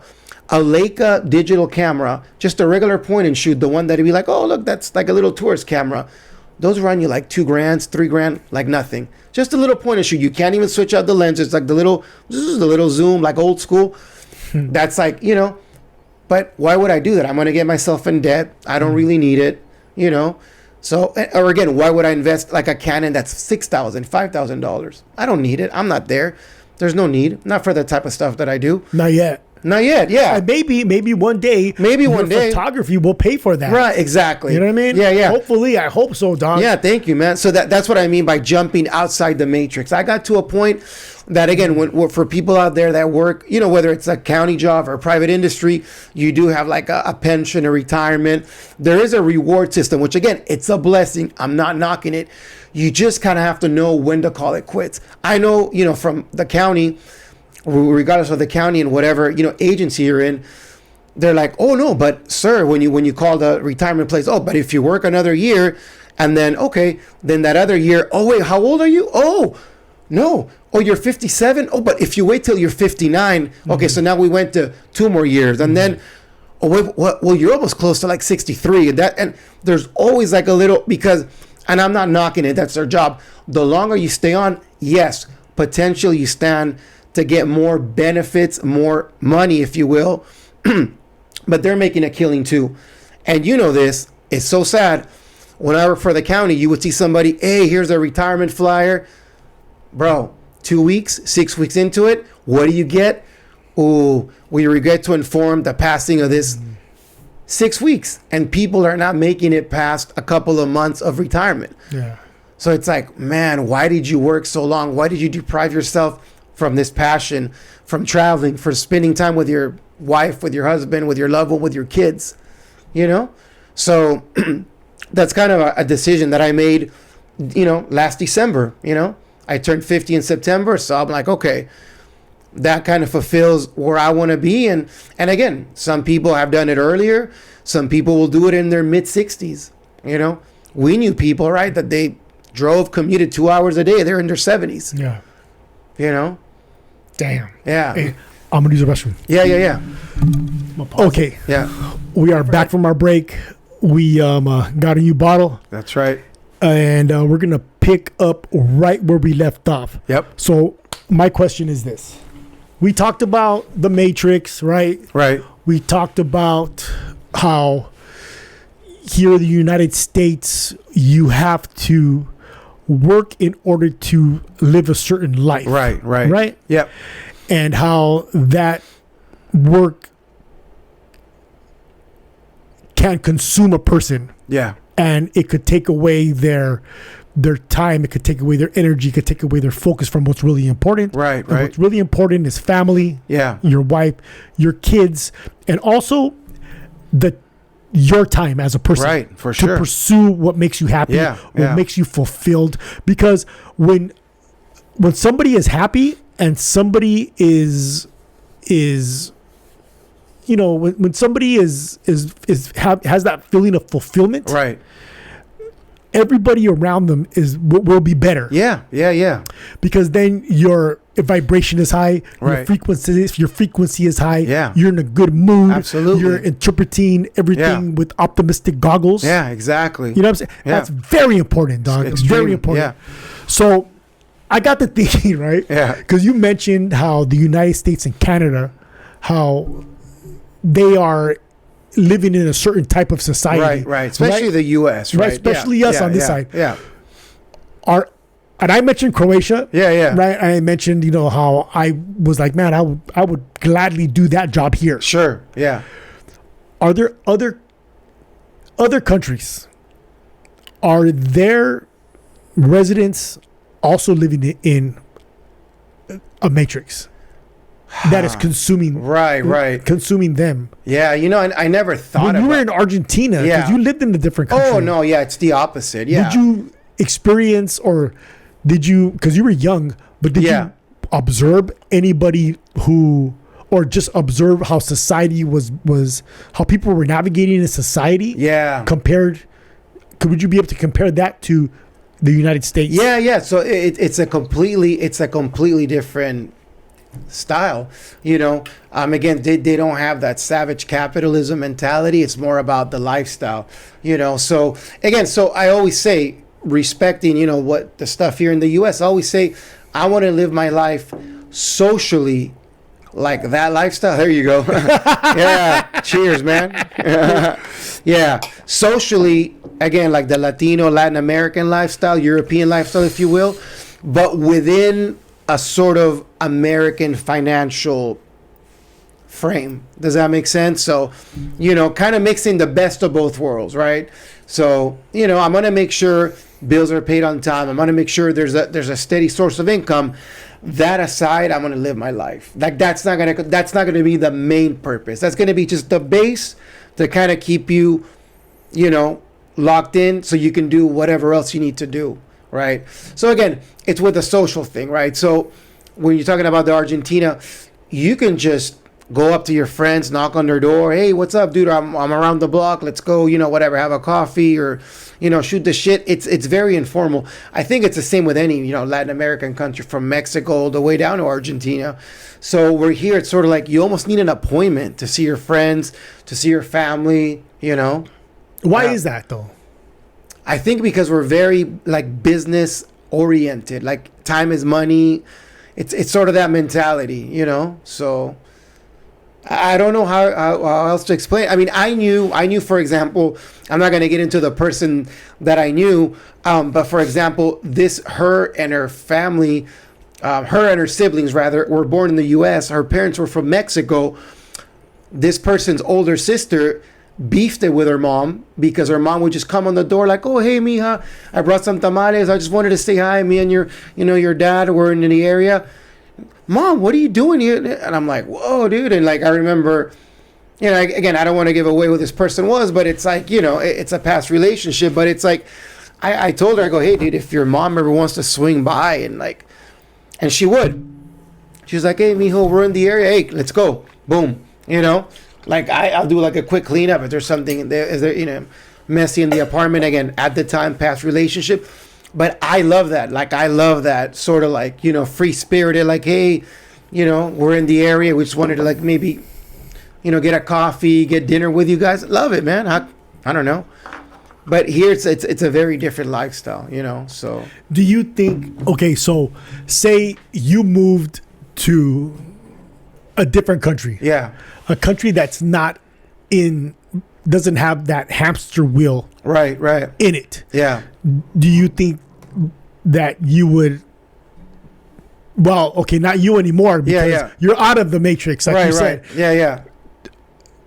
The you that was in the Matrix, do you think that you would find a way to put yourself in a Matrix? You know what I'm saying? Yeah, like if yeah. somebody here from the United States, Yeah. who is just fucking in that, like just Yeah. in that shit, in Right. that fucking Matrix, and in that state of mind, just fucking just boom, boom, boom, Yeah, boom, yeah, boom, yeah. boom, Nonstop, boom. nonstop. If they were picked up and put in a country where that isn't really the main priority, Yeah. do you think they would acclimate or find another rat race to get No, involved I in? think they would acclimate, because if you look at the statistics, and these are just numbers, we don't have to get into the reasons why, or the political climate, but I think it was this year that there's been, in the history of the United States of America, most people leaving the U.S. for other countries than people wanting to immigrate here. So Say that again, one more time. yeah. That's important. Yeah, statistically speaking, this year there's been, or maybe I don't know if it's this year within the last year, but people can Google it and look it up. There's been more people leaving the U.S., going back to maybe their countries where their family's from or where they're from, or Americans that are born here going to other countries, than actually people from abroad wanting to relocate here. It's never happened before. Everyone's like, no, the American dream, we're all coming. Or now people are leaving. Yeah. So like you mentioned earlier, Yeah. I'm going to be taking off. Yeah. You know, me and my family, we're Yeah. going to be taking off in a couple of days. Yeah. And we're going to be gone for a long time. Yeah. And me and Darla, we talked about Yeah. possibly moving Yeah. to one of these countries that we're Yeah. going to be visiting. Yeah. You know, I'm very interested and I'm excited to be visiting Albania. Yeah. But then Albania, I don't know if you know, but Albania is low key, not on the news because they're Right. not showing this on the news, but there is their current version of their president. Yeah. He sold an island Yeah. to Trump's daughter. What's her name? Ivana I Trump, think so. Yeah. Yeah. and her husband Okay. Kushner. Yeah. Sold them an island, and across from that island is like a national environmental government area that's protected. Yeah. So he sold them the island and part of that protected Okay. environmental area Wow. so that they are able to build a fucking resort. That's crazy. Hey, the fucking Yeah. Albanian people are pissed, dog. Right, I bet. And they're just like protesting in the streets, like fucking, Yeah. just getting like the way that Americans should get pissed off about shit. Right. Right. You know what I mean? Yeah. They're getting pissed off Yeah, about that yeah, shit. yeah, yeah. And you know what? It fucking makes me mad. Well, Yeah. I'm not even. I'm not Yeah. going to get into that listen, shit. look, at the end of the day, because yeah. because America has not all Americans. No, but, no. You know what I'm saying? But I think that all like an outside threat came in. Yeah, and yeah. They are. An outside threat came in, and the Albanian people, all united. Yeah, yeah. No matter what their political Yeah. side they're Right. on, they all united together Yeah. to fucking protest this bullshit. No, and you know what? And it's not even the political thing. I think there is some kind of thing that I enjoy about going to a place that they have pride or national pride. For example, again, going to China, going to Russia, I went to the Middle East, was Egypt, Lebanon, and Jordan. Those countries specifically, I had the best time ever. That being said, for each country, there's a specific norm, a specific culture, a specific way you have to handle yourself. I don't mind doing that. So I couldn't imagine, again, whether it's Trump or anybody else, trying to impose their will or traditions. You know, like, for example, going back to the food. What's Argentina known for? Barbecue, asado. We chop up the whole fucking cow, eat everything.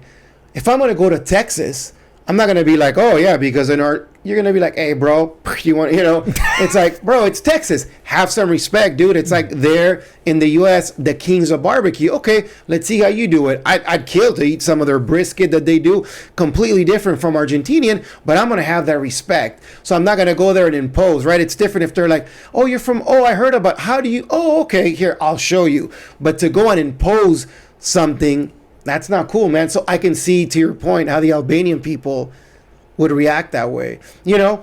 But again, there's so many people going abroad but adapting to the culture. In other words, the statistics show, for example, a big part of the El Salvadorians are going back because now there's more stability there, right? I talk to a lot of people that are, again, they're Chicanos, and they have family that have access to the, you see it online all the time, get your dual what Mexican citizenship. Yeah, they're promoting that like crazy. A lot of people are going back.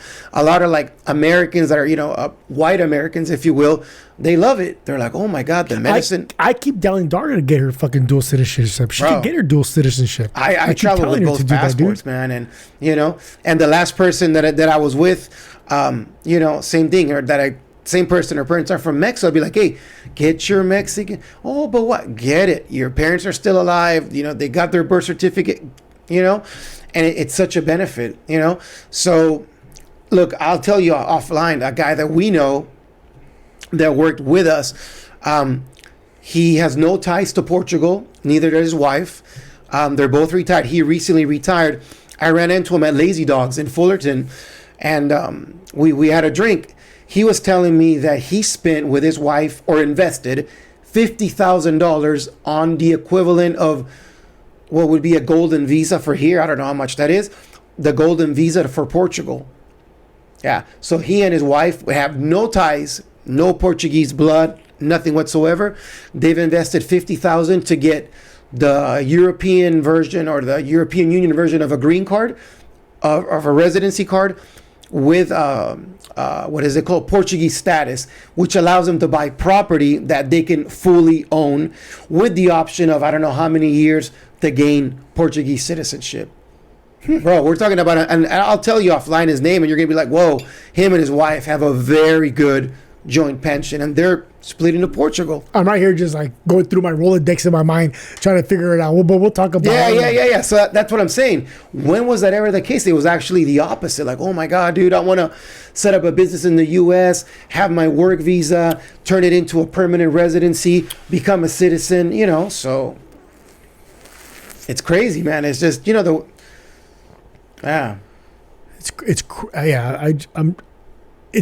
the times are making me, it's politics, dog. Yeah. The political environment of the United States is fucking bananas. It's bananas. And they've done such a great job to make us fight with each other. Yes. Instead of focusing on the real problem. Right. And the real problem are I don't even want to say it's the politicians, because the politicians, somebody's pulling their strings. Yeah. You know what I'm saying? No, I get it. And I think another reason that our time is taken away from us with our 9 to 5 and all that other bullshit that comes along with it is so that we don't have the time to sit down and really do critical thinking about who it is that is causing all of this bullshit. Yeah. Do you know what I'm saying? No, and when I say bullshit, I mean like the smoke and mirror type of chaos. The political issues. Fucking here in California, we get taxed so much. And I feel like it's unnecessary. It is. Yeah. I'm kind of gonna go down the avenue of politics a little bit right now, but I kind of feel as if I got to get it off my chest. Yeah. Are you familiar with what's happening right now in California with like the amount of money? Oh yeah. They've lost especially trillions, with the dog. Homeless. Trillions of dollars that is unaccounted for, and they're just like, oh well, we don't know where it's at. Okay, imagine if I lost trillions of dollars. What would happen to me? That's what exactly. What would happen to me? You'd go to jail. You'd be prosecuted. I get fucking executed. Yeah. So why are these people who are supposed to know where the money is going, and now they're saying the money was lost? How come somebody's not being held accountable for that shit? It just doesn't make sense. Hey, like today, check this out.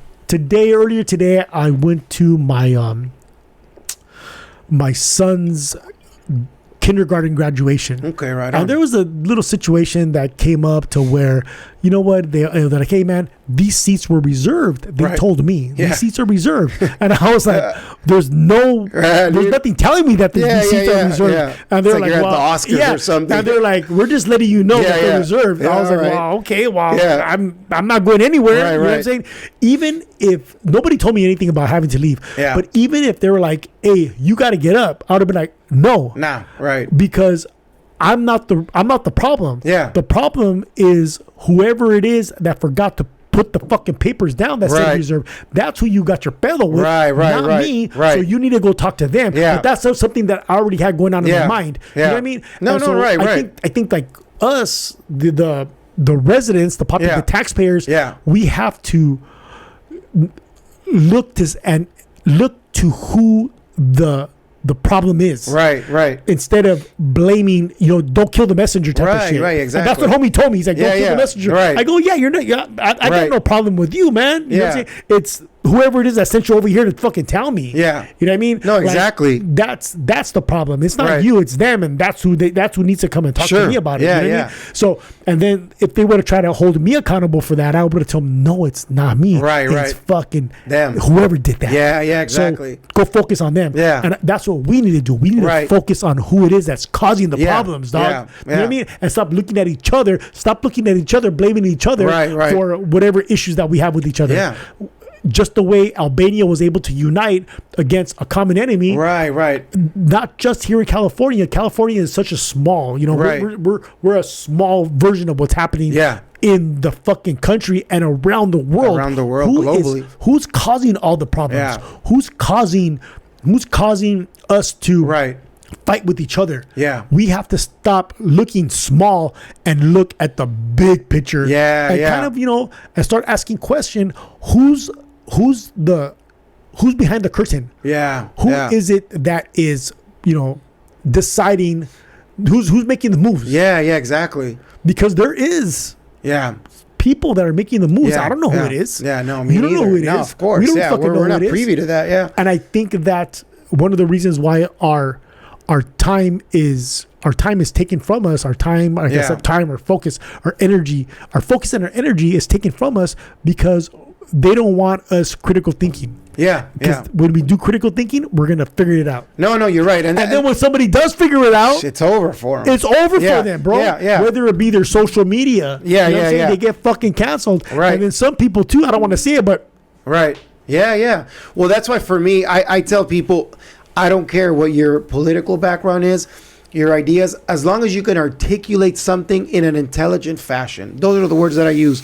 Right. So, listen, doesn't matter like who you vote or this and that. And when people make, those arguments intelligently, when they're well informed, like, oh, okay, I get it. I may disagree, but I completely understand. And that's what we're failing to do. And I've had arguments with people that, again, may have my same political affiliation or beliefs, because they just come out with like bullshit. It's like, bro, what did you just get those talking points from who? Intelligently articulate what you're trying to say, and when they can, I'm like, it's garbage. So, and again, this is all going back to photography or what's a passion. It's taken away from us to do that. Do we need some type of order in society? Right, of course. Right? Yeah. We need we need checks and balances. We need balance, right? And I always say we need a Maximus. Right. Because if anybody's familiar with the movie Gladiator, right. Maximus, Marcus Aurelius, who was Caesar, he wanted Maximus to be the next Caesar of Rome. Because he saw qualities in Maximus. Right. And I remember Marcus Aurelius, when he offers this position to Maximus, Maximus told him, he declined. Right. And he says, that's why it must be you. Right. Because you don't want this. Right. You don't want this, but you're the right person for this. Yeah. And one of the things that makes you the right person for this is that you don't want this. Yeah. Compared to somebody who's like, yes, I want it because, whatever reason it is, right? And I'm not saying that just because somebody wants that position means that they're wrong for it, because Right. you could want it, and you could want it because you want to make a change. Right, You know what I mean? exactly, yeah. But I use Maximus as an example. Yeah. Because we need a Maximus, bro. Right. We need somebody who is detached from Yeah. the political arena Yeah. and just wants the best thing for his family. Yeah. Because they were, what are you gonna do when you're done, Maximus? What are you gonna do when you're done with your duties? I'm gonna go home. Yeah, I'm exactly. gonna go home and farm. Yeah. We need somebody like that. Yeah, We need yeah. somebody from who lives. I want somebody like my fucking neighbor, dog. Yeah. One thing that I was telling Darlene the other day, I was like, why are our political leaders so far from us? Right. They're so detached from us. Yeah, dude. So We can't. They need to be close to us, Yeah. so that we're able to press them Right. for doing shit Yeah. that is not for us, Right. Because they're supposed to represent us. Yeah, no, And it's the true. decisions they make are supposed to be for the well-being of the society. Right. So if they're not doing that, we should be able to press them on that. Yeah. And possibly, fuck you, get out. Yeah.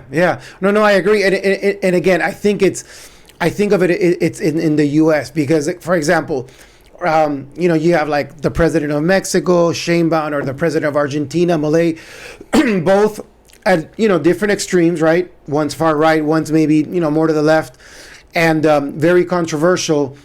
And I had somebody, because the other day the president of Argentina was on a motorcade. Somebody threw. There's like, oh, was it a rock? Was it a piece? What's his name? Is it still the same? Javier the Milei? short dude? Milei. He has like the crazy hair. Yes. dog. Yeah. Okay. So, and then my friend, well, I don't really talk to this person anymore. This was a while back. He's like, oh, look, somebody threw, again, was it a potato, a brick, a piece of shit, whatever. If Piece of shit? He goes, that would never happen here, this and that.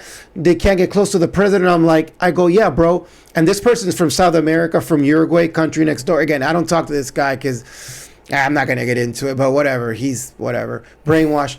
But to me, it's like, yeah, bro, that's the difference. In those countries, and I'm not advocating violence, by no means, you shouldn't do that. They're able to get, and that's why if you throw a potato or a piece of shit, you're not shooting them, of course. Yeah, but it's like, that's the reason. You can get in their face and fucking tell them off. Yeah. They represent you, And again, you look at their security details; they're not as robust as the one here, and nothing's happening to them.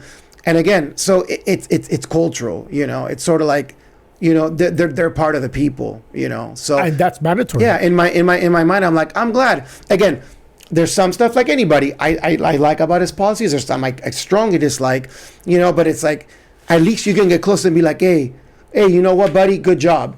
Or hey, fuck you, anda la concha, go fuck, in Argentinian. But it's like, you can do both. Again, there's no violence. You don't have to hurt him. But you can at least. Hey, it doesn't always have to be bad, like you said. It could be a fucking pat on the back and say, "Hey, great fucking job." Yeah. Hey, great fucking job. Yeah. Can I buy you a beer? Or great fucking job. You know Yeah. what I'm saying? Just it could be a good thing or it could be a bad thing. Yeah. But they're too far from us. Yeah, no, you for should be sure. living in the community that you're Right. that you're representing. Yeah, motherfucker. Yeah, You know what I mean? That's part of it too. It's like that celebrity rock star kind of lifestyle where they're in a world of their own. They're not part of that. Like for example, it's funny when I was in Argentina. So here we talk about diplomats. The highest diplomat going back to is the Secretary of State. Right now is Marco Rubio. In England, it's the foreign office, the chancellor. Right, in Argentina. And I believe in Mexico, it's like the Ministry of Foreign Affairs, right? Secretary of State. I remember when I was in Argentina, in a nice neighborhood in Belgrano, I was dating somebody, and we went to a restaurant, and we just went to get like some pasta, like Italian food. And we sat down, and we're eating, and then this person, I'll say her name, Alex, she looks at me, she's like, why do you keep looking over my shoulder? Who's like, are you looking at a girl? I'm like, no, turn around. And 3 tables down, and I remember at that time, I go, that's Hugo Di Tella. She's like, Hugo who? Di Tella? What? I go, dude, that's like our foreign minister. Like, she was from Colombia, actually. I go, dude, that's our canciller. Like, that's our chancellor. That's the equivalent of like Marco Rubio, at the time. And she's like, really? I go, yeah. And he was like fucking eating his pasta. I mean, I try to, have domain awareness, look around. Dude, I didn't see fucking anybody like posted up, like with shades, with a suit, all, Secret Service stuff. The dude was just having like a Sunday meal, bro. And he probably just took a cab or like took it, drove, or maybe he had a driver outside with one bodyguard. But I'm like, bro, what does that say about him? To be able to do something like that. Yeah, dude. What does that say about you? It just says that, like, dude, I'm just a regular guy. Like I haven't lost my identity because of my job. It also says that he's confident that he is representing the people properly. Yeah. You know what I'm saying? Yeah. Mike Tyson, bro, check this out. I think about this often. Yeah. Mike Tyson, they were asking Mike Tyson about Floyd Mayweather. Right? I know where you, but tell the story. I know what you're going to say, dude. Mike Tyson was like, "Well, look at Floyd Mayweather. He has to walk around in public with all of those bodyguards. Yeah. All those bodyguards. Yeah. Me, I walk around by myself. Yeah. He's not the people's champion. Yeah. I am. Yeah. He's like, I just take my kids to school like anybody else. Yeah. And that's because you're confident that you are, you're a good person. Yeah. I'm not saying, we all have fucked up shit that we've done in our life. Course. Mike Tyson's done fucked up shit. I've done fucked up shit. We all do. Yeah. But there is a right and a wrong. Right. And when it comes to, if you've never pissed anybody off, if you've never like, but then also Mike Tyson, he was the most dangerous man in the world for a while. Dude. You know what I'm saying? Yeah. But getting back to politicians, like as a politician, like the gentleman that you described, in order for him to be in public like that,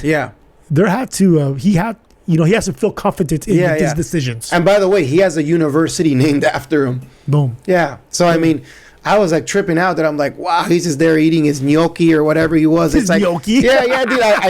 I recall it so vividly because I'm like, whoa, this guy, it's like, hey, I'm studying to maybe work for you one day. Who knows? Yeah. I mean, he's just there like chilling, like, Damn. Yeah, bro. Dude. So so going back to it's a whole different lifestyle. So again, whether we're talking about Mexico, Italy, what was it? Not Bosnia. Albania, Argentina. I do want to visit Bosnia though. Bosnia is on my list. Yeah. So you can there are places that allow you to pursue your passion and still make ends meet, where everything's not so out of reach, so unaffordable. So I think that's just the reason, So, yeah. So and again, it's interesting. We'll get into talking about relationships and traveling. And again, going back to the hamster wheel, you've traveled abroad. This is the only country, because I didn't even see it in Canada. I've been to Vancouver. I have a friend in Calgary, which I'm supposed to go see him soon. That's fun. I haven't seen any other country where the average Joe making minimum wage is wearing a big ass rock on their finger. And this is no knock to being a gentleman to women. Women are the most, to me, beautiful creature on earth. That being said, it's crazy. And it's like, oh, well, you're supposed to spend 3 months' salary. What? Where? And again, it's not to praise them and to give them what they want and to be a gentleman, but it's just that consumer type mentality, So you go to any other country and, it's like, oh yeah, this person lives in like in a badass Italian villa in Sicily, and but they drive an average car and like dress normal, have an average wedding band. So again, it's no knock, but it's just kind of that thing we have here. So all of that consumes you. That's a lot of money to spend, and to be in debt and to pay that interest, and again, like I said, you see, for example, somebody living in Italy or Spain or Mexico, they drive like a very basic car. Yeah. But they live well off. I'll tell you a story, dude. You don't see no big ass trucks. No. You know what I'm saying? You don't see no like trucks that are big bills that are, you don't see that anywhere else except in the United States. Yeah. Or unless, like you won't see that in Italy. Yeah. You won't see that in Greece. No. You won't see that in fucking Germany. That's what I mean. You won't see that in fucking Hungary. You won't see that in Poland. You won't see that in Turkey. But here it's you'll fucking see that all day. Yeah. No, just think about it. Like I said, we're conditioned here in the United States. It's a condition. That's what I'm saying. So that's why, to tie it all back to the beginning, when my parents said, "Hey, we're going back," No, then fucking, I'm like, okay, picture, because this is not going to be, you know, I'm going to lose this. I rebelled. I actually rebelled hardcore the first year. But in retrospect, I'm like, dude, thank you. Maybe they probably weren't planning it, but I'm like, I'm glad because I got to internalize that as part of my being, of my ethos. So it's like, that's what's helped me now make the decisions, not to be able to jump out of the hamster wheel and kind of not judge it, but look at it from an outside perspective and be like, holy shit. You know, it's like I can still look at it from an outside perspective, but still benefit from, you know.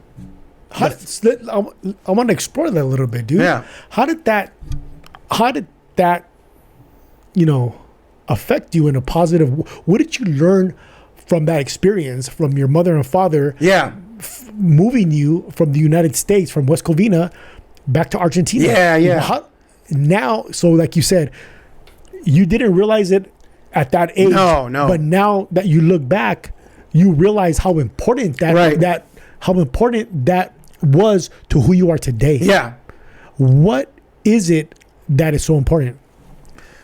You know, I think the important of it is just, it's not about like material things. It's just about being able to enjoy life, you know? And I'm going to tell you two stories that are completely tied into that. So I'm back in Argentina. I hook up with my friends from back in grade school, and we go to like these clubs, right? And for people that, you know, travel to Europe, over there, it's like it starts like at 1, 2 a.m. It ends at 6. Like that's on a Friday. You have breakfast Saturday morning, go to sleep, do it all over Saturday night, right? Then you go back to work or school or college or both, whatever. So I remember the first time, look how stupid I was because I was conditioned. We go to a club, and I remember my friend Mario Gandione, right? Italian last name. Where the fuck is Mario at right now? I don't know, dude. I haven't talked. What's up, fucking Mario? Yeah, I don't know, bro. Gandione? Yeah, dude. I have pictures of we're a fucking little kid. So we go back. He's like, hey, we're going to go to this club. I remember it's called Caix. Caix. I don't know if it's still around. This was back in 93, dude. Okay. 93, 94. So then, like, we're partying there. And then, like, this guy, Mario's like, oh, that's my boy. We're going to go to his house and, like, keep partying at 6 a.m. I'm like, fuck it. Okay, I'm like, you know, fucking, you know, so, you know, American standards. And then we go, and then, like, we hop in his car. Dude, and then we hop in his car, and I'm not going to say it's like a bucket, a hoopty. That's like, you know, for the youngsters, that's like a bucket or, you know, a fucked up car. And we hop in, and it's kind of like an older car, you know, and it you know, nothing like you would envision here. And then I remember in the back of the car, I'm like, bro, this fucking car is like, and my friend Mario's like, bro, what the fuck? And I'm like, I'm buzzed. And again, it's just a thing. Dude, we pull up to this fucking high rise. And I'm like, bro, he's like, yeah, this is where he lives, dude. And like, we fucking pull in. There's a doorman. Oh, hi, mister. I forgot what his name was. This guy was like, you know, semi-buzz, like the typical kind of like European like thing, unbuttoned shirt. And he's like, let's go, guys. We get in this fucking elevator to the penthouse. And I'm like, bro, I feel like a fucking dumb fuck, dude, bagging on his car. And then it's like, look where he lives. And then he's like, bro, he's like one of the 3 owners of that club we were at. I'm like, oh, dude, we're partying till I don't even remember. The point is that he lives, you know, in a nice like penthouse, well off, good area, security, with a doorman that's greeting him by his fucking last name. But he drives just an average car. And it wasn't really a bucket. It wasn't really something that was tore up. It was just an average car, you know. Like if today's right now is 2026, it was maybe like I don't know, like a 17, 25, 15 Mazda or something like that, you know. But again, here in the U.S., we can't let that happen, bro. We got to kind of keep up with the Jones. And like every couple of years, we're not done paying off that car note, but we got to renew it, right? So that was one of them. And I'm going to tell you right now what changed me and got me out of the matrix. So this was when I went to visit back in 04, right? I came back in 99, and then I never went back till 04. Yeah, that was the first time after. And I remember I went back, and I was with a different group of friends now, people that I met in the university there. And I go, and there was this guy, Syed. I think now he lives in Israel. And we're like, again, partying this and that. We're like, yeah, we're going to go to Syed's house and to his apartment. And we go, and I fell in love. It's literally, he lived by himself. and it's a 1 bedroom, 1 bathroom. That's it. I don't know if he still has it now. I don't keep in touch with him. I heard he moved to Israel. 1 bedroom, 1 bathroom. Everything about that apartment, it's like a 5-star hotel room. Meaning it's small, but it's like everything's a talking piece, right? He had a shelf. Every book, it's a talking piece. Every souvenir, it's somewhere that he traveled. You know, I remember right now he had the old school answering machine with a tape, and I remember one of his friends was drunk. He's like, I'm gonna play it, and he's like, hey fucker, don't touch that. Why? Because he played it. It was actually a recording from his dad before he passed away. Yeah, he's like, hey Sayed, I'm just shooting, I'm just in Spanish, I'm saying hello, how's it going, this and that, and he would keep it so he can play it back, right? It's a tape. Some of the audience may not know what that is, but the answering machines, it wasn't a voicemail, it was a physical tape. So even that old school answering machine to a landline, he kept it just for that, right? He had his cell phone, but he had it just for that. And so it's like every little rug, oh, that was from Morocco. Or what about this whatever? Oh, that was from, I don't know, Syria. It's like, so that, it's one of those things in life that I'm like, this is what I want. Mm-hmm. This is what I want. And that's sort of, without going into detail, the decision that I made in 2020. And it's mine, dude. It could be a shoebox, but it's mine. I don't have to, So everything's a talking piece, It's like, you talk about that recording, he can tell you stories about his dad and what he meant to him. You talk about that carpet, he can tell you stories about Morocco and the souks and the bazaars and all that. So that was a story that I'm sharing because that was one of the things that I'm like, wow. I don't see him, but Elias, it's like, bro, you changed my life. He was a friend of a friend, but It had a big influence on you. Yeah. And 16 years after, it had everything happens for a reason, dog. Yeah. Everything happens for a reason. I believe that life is happening Yeah. for you, not to you. Everything that is happening to you throughout your day is given to you because that's what you need in order to become who you are right in the future, right, or who you are today. Everything yeah, that you experienced in the past, you know what I mean, is what was meant for you. Yeah. Because if you would not have experienced that, you would not be who you are today. Right. Like if you did not go to Homeboy's apartment right, and saw all of that, yeah, maybe you wouldn't have, had the idea that you had. Right. You wouldn't have had the balls to make the decision you did in 2020. Right. Yeah. You 2020, right? 2020. Yeah. Right? Yeah. You know dude. what I'm saying? Yeah. When I made a certain investment, a purchase, and I'm telling you, it's like, it's crazy because I think of it. I'm like, God damn, dude, that I'm so grateful just for chill. We were just chilling there, and then we went somewhere else. It was like a pit stop, right? But it was like, wow, man, that really. I'm like, and I said it, and I was the other day. My friend that lives in Canada is Elias's friend, and I remember I always tell him, I'm gonna go, dude. I know that doesn't matter because he's been your lifelong friend, but you taking me to his apartment and chilling with him for a couple of hours before making our next stop, bro, that changed my life. Yeah, and it's so meaningful, right? Like everything's a talking piece. Like everything is meaningful. It's not about big space and big things, and and again, it's not a judgment.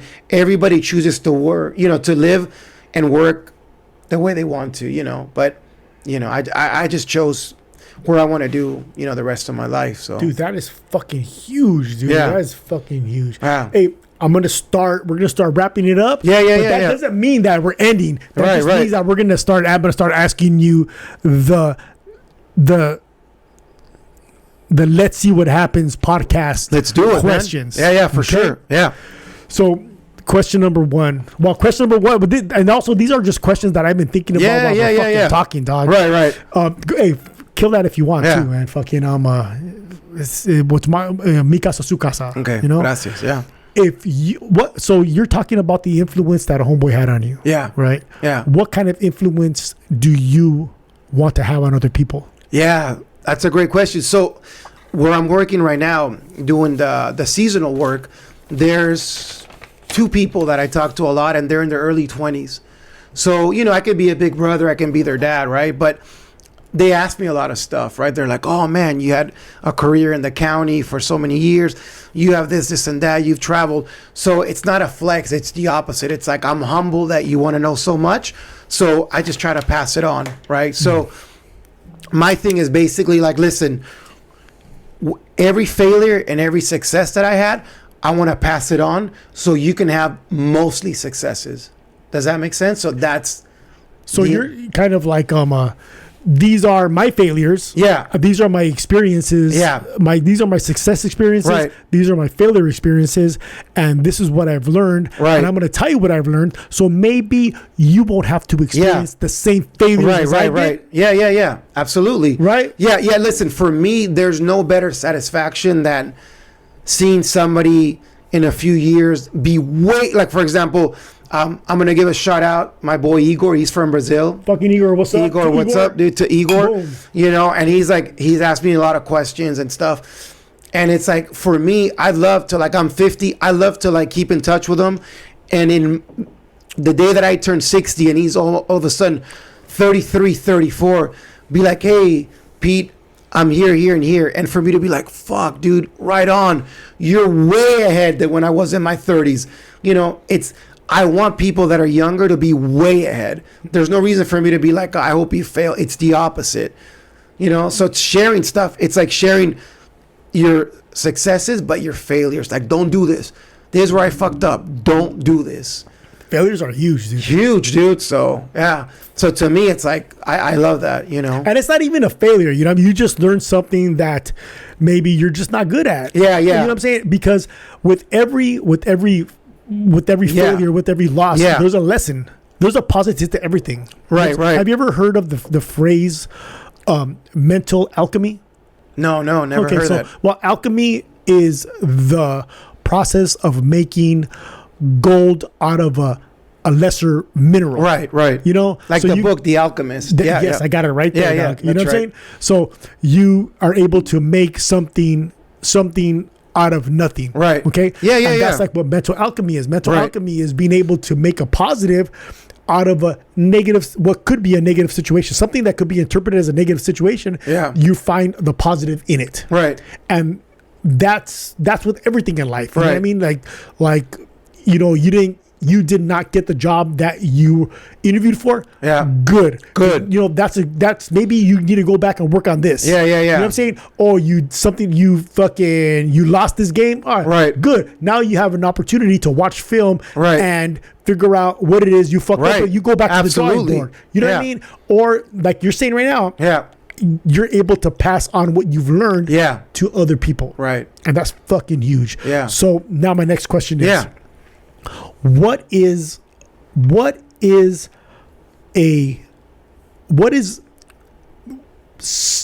knowledge? Because we all gain knowledge, right?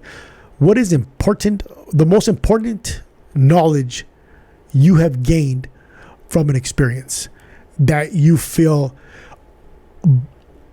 other people will gain from? Yeah. You know what I mean? Yeah. What's the knowledge, dog? And what's the experience that taught you that knowledge? Yeah. So for sure. So, you know, that's a great question. So again, I'm eternally grateful for being in the county for almost 19 years. When I retired, it was never a forced retirement. It was kind of like, things are not going the way I want them to be. I'm going to make this choice. And right off the bat, I'm like, oh, F this person, F this leadership, F this person in charge. But now I'm like, dude, thank you. Because you forced me to actually make a tough choice that paid off. So that's the way that I see it. So I'm gonna go to this. Part of living in the moment, I've been doing this for a couple of years, not as often as I should, is meditation. Meditation falls into the Eastern philosophy, if you will. One thing that I love about Buddhism, for example, is that they talk about being curious. Curious means versus anxiety in the Western culture. So what do I mean? So that's something that I want to pass on. Like you said, let's say you're being laid off. Let's say it's like, oh shit, or I have to retire. Let's say, oh my God, things didn't work out the way I want them to be. Rather than getting anxiety and be like, oh my God, what's going to happen? the Eastern philosophy and meditation teaches you curiosity. So flip that and be like, wow, I'm being laid off. Oh my God, I've done this for X amount of years. What am I going to do now? I'm so curious. All of a sudden, that changes your mindset. Rather than being panicked and full of anxiety of the unknown, you're like, whoa, I'm curious about the unknown. What am I going to do? You know? So it kind of brings a little bit of excitement as well. Excitement, right? yeah. Like, what's next? Yeah, what's next? I've done this. What's next in my life? Yeah. And then at the end, dude, life's so limited. When you really think about it, it's like, just go for it. Dude, fuck, man. Just go for it, really. Because at the end, like they say, at the end, you can't take nothing with you. You can't, dude. Fuck, you know. Yeah. And I talked about fucking the first podcast. My episode number 1 was with the homie fucking Gino. Yeah. Gino came back and we recently recorded another episode it was like last year. I forget. I think he did episode 1 and then he came back and he was episode 21 and he's gonna be starting his own podcast. Oh, right on, called the Black Belt Mindset. Let's Gino, go. I'm fucking waiting for Let's that. go, Dog. Gino. I'm pumped up, dog. Cheers Boom. to Gino, Cheers bro. to fucking I don't Gino, know dog. you, Cheers, but brother. Boom. Success, bro. Yeah. You know what? And another thing, I don't know. Wait. Yeah, So episode 1, we talked about like things that like you're like kind of make you scared, right? Yeah. And I told them like what makes me like my biggest fear, right? I got a lot of things that I don't want to happen. Right. Yeah. We all do. And one of those is when I die. Yeah. Right. And I meet whoever it is whatever creator it is, dog. Yeah. And they show me like a list. Yeah. And they're like, hey, boom, boom, boom, boom, boom, boom, boom. They're showing me a list, right? Yeah. Like of like accomplishments, of, you know, just of like different scenarios. And I'm like, that's not me. Nah, right. And they're like, no, that is not you. That's what you could have been. Wow. Dude, bro. Oh my God, dog. I do not want to have regrets. Yeah. You know? Yeah. You know what I mean? So now my next question for you is this. Yeah. Would your future self be okay with the life that you're currently living and the memories that you're currently living? Yeah. Wait, before you answer that question, did you want to say something before I fucking said some shit? No. I was going to say, as far as like taking a chance and all that stuff, like I have my dad tattooed right here. That's his picture. He was 21 years old, you know, fucking with a tie and a shirt, like fucking men did it back in the day. Yep. He was born in 1928, so old school. You know, he's been gone What's your pop's name? Roberto. Fucking Roberto. Yeah, Roberto, dude. man. Fuck yeah, dude. Boom. And why do I have him tatted here? And it's inspirational to me because he was very successful. His dad, I never met him, and I didn't meet my grandma either. You know, his grandpa died his dad died when he was like I think 10 years old. He had to work, dude. He had a paper route in Argentina, all kinds of shit, and he hustled, dude. And he was very successful. We had a very comfortable life till I was 10 years old, right? 1985, and then we came to the U.S. because things weren't good for him financially there. And bro, he was 57 years old. 57, dude. I'm 50. 57 years old. Limited fucking English. I have an accent, but he super accent, you know. And he came here and lost everything we had in Argentina. Came to work as a used car salesman in Camino Real Chevrolet in fucking Monterey Park, bro. At 57. And that's what I'm saying, dude. It's like when I made my decision to retire, and I had him tattooed for a while now. Oh, that guy tattooed by Ben Amoroso in Long Beach. He did this, bro. All right. I'm eternally grateful, Ben. Shout out. It's like, what the fuck am I scared of, dude? This guy came with limited fucking English, $500 in his pocket, 57 years old, to become a used car salesman from being a successful businessman back home. Bro, you know, so it's like that's inspirational. And I point that out because it's like, dude, take a chance, man. Take a chance. Life's too short. He did it out of necessity. I'm doing it out of like, not a luxury, but I'm like, okay, I could do it. Come on, man. You know, so That's I don't know. fucking bad, dude. Yeah, That's fucking I crazy, aspire bro. to be fucking 50. I'll never get to it, but 50% of how my dad was, as far as his loving, his attention, and just how easy it was. I'll say another quick story, dude. I remember when we were back in Argentina after high school. He made it, but he had some kind of like cardiac pulmonary deficiency, bro. I remember we went to the doctor. We were at a hospital. And the doctor, over there, they're straight up, bro. Like, they don't be like, well, sir. They're like, hey, bro, you fucking do this or you're going to kick the bucket. Like, straight up. He's like, I remember, he must have been, I don't remember, but older. And I went with him and he's like, no, we're going to have to check you in. You need a procedure right now. He's like, oh, okay, yeah, that's fine. Go do the paperwork. I'll wait for you here. The doctor leaves. He fucking grabs my hand. He goes, dude, we got to sneak out of the back. I'm like, Dad, the doctor just said, dude, I'm not kidding. He's like, we got to go. We fucking take off.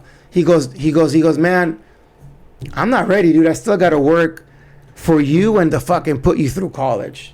Bro, that's a fucking G, dude. I don't know if I'd do that. So that's why I have him tattooed. And I'm like, dude, if he can do it, and thank God he survived. Again, I came back in 1999. After I graduated over there. I've been here since then. Just went back to visit, and then they came back in 2000. Again, only child. They wanted to be back. And yeah, dude, he lived many more years. And he had a couple of procedures here and there, and he fucking took it like a G. And dude, I aspire to be fucking, I'll say 10%, dude.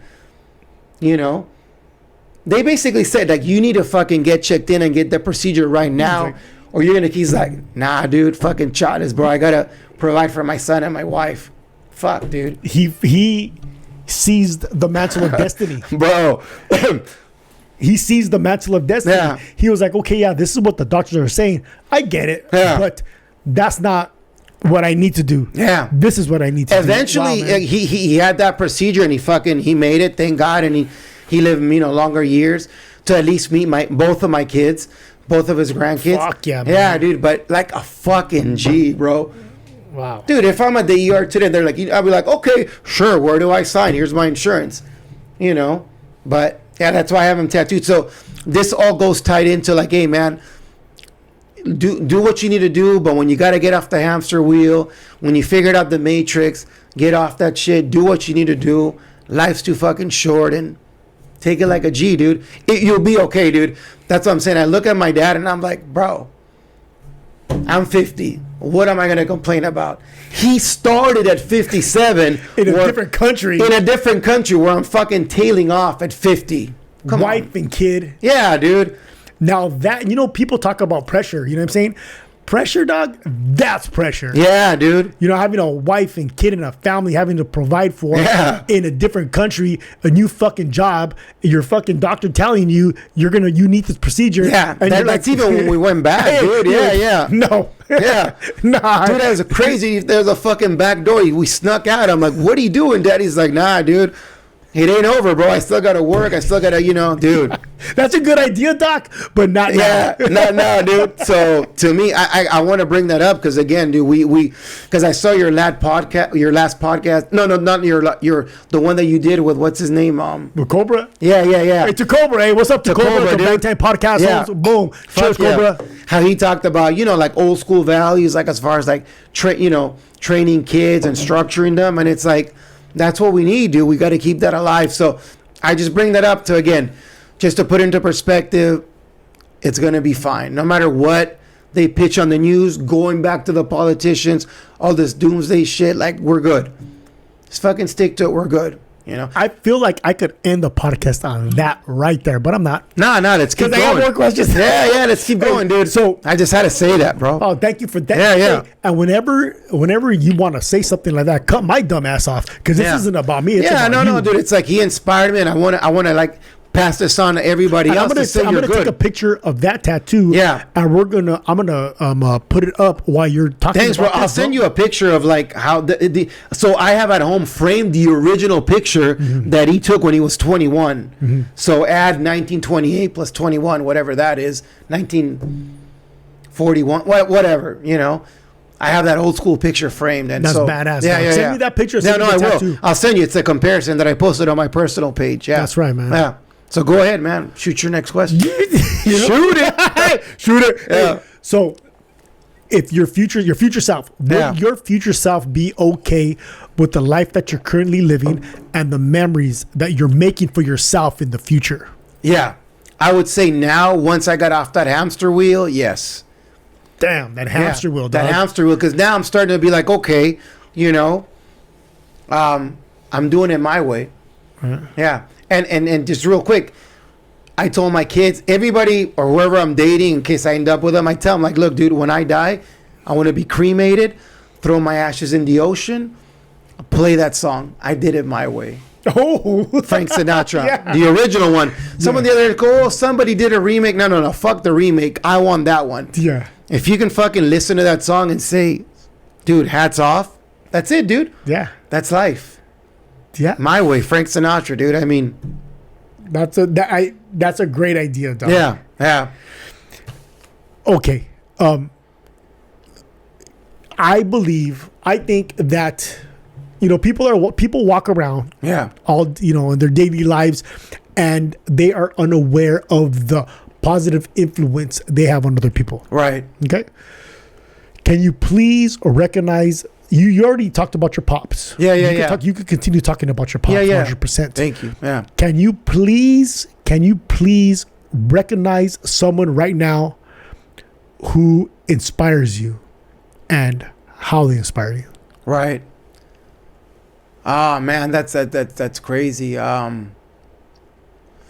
Shit, dude, I'm gonna keep it real, dude. This is kind of a little story, man. But Let's hear that shit. bro, it's. I would say my pops, but I'm gonna go back. So, fuck, man, this is deep, but I want people to get fucking inspired, bro. I need people to get inspired, bro. So I'm an only child, but I grew up with my two cousins, Juan Manuel, who's he's 3 years younger than me. It's just his birthday the other day, and his brother Facundo. Facundo. Right? Facundo. Hey, to Juan Manuel, Yeah. Facundo. Yeah. Boom. What's Yeah. up, primos? What's up, bro? So, this is fucking crazy, dude.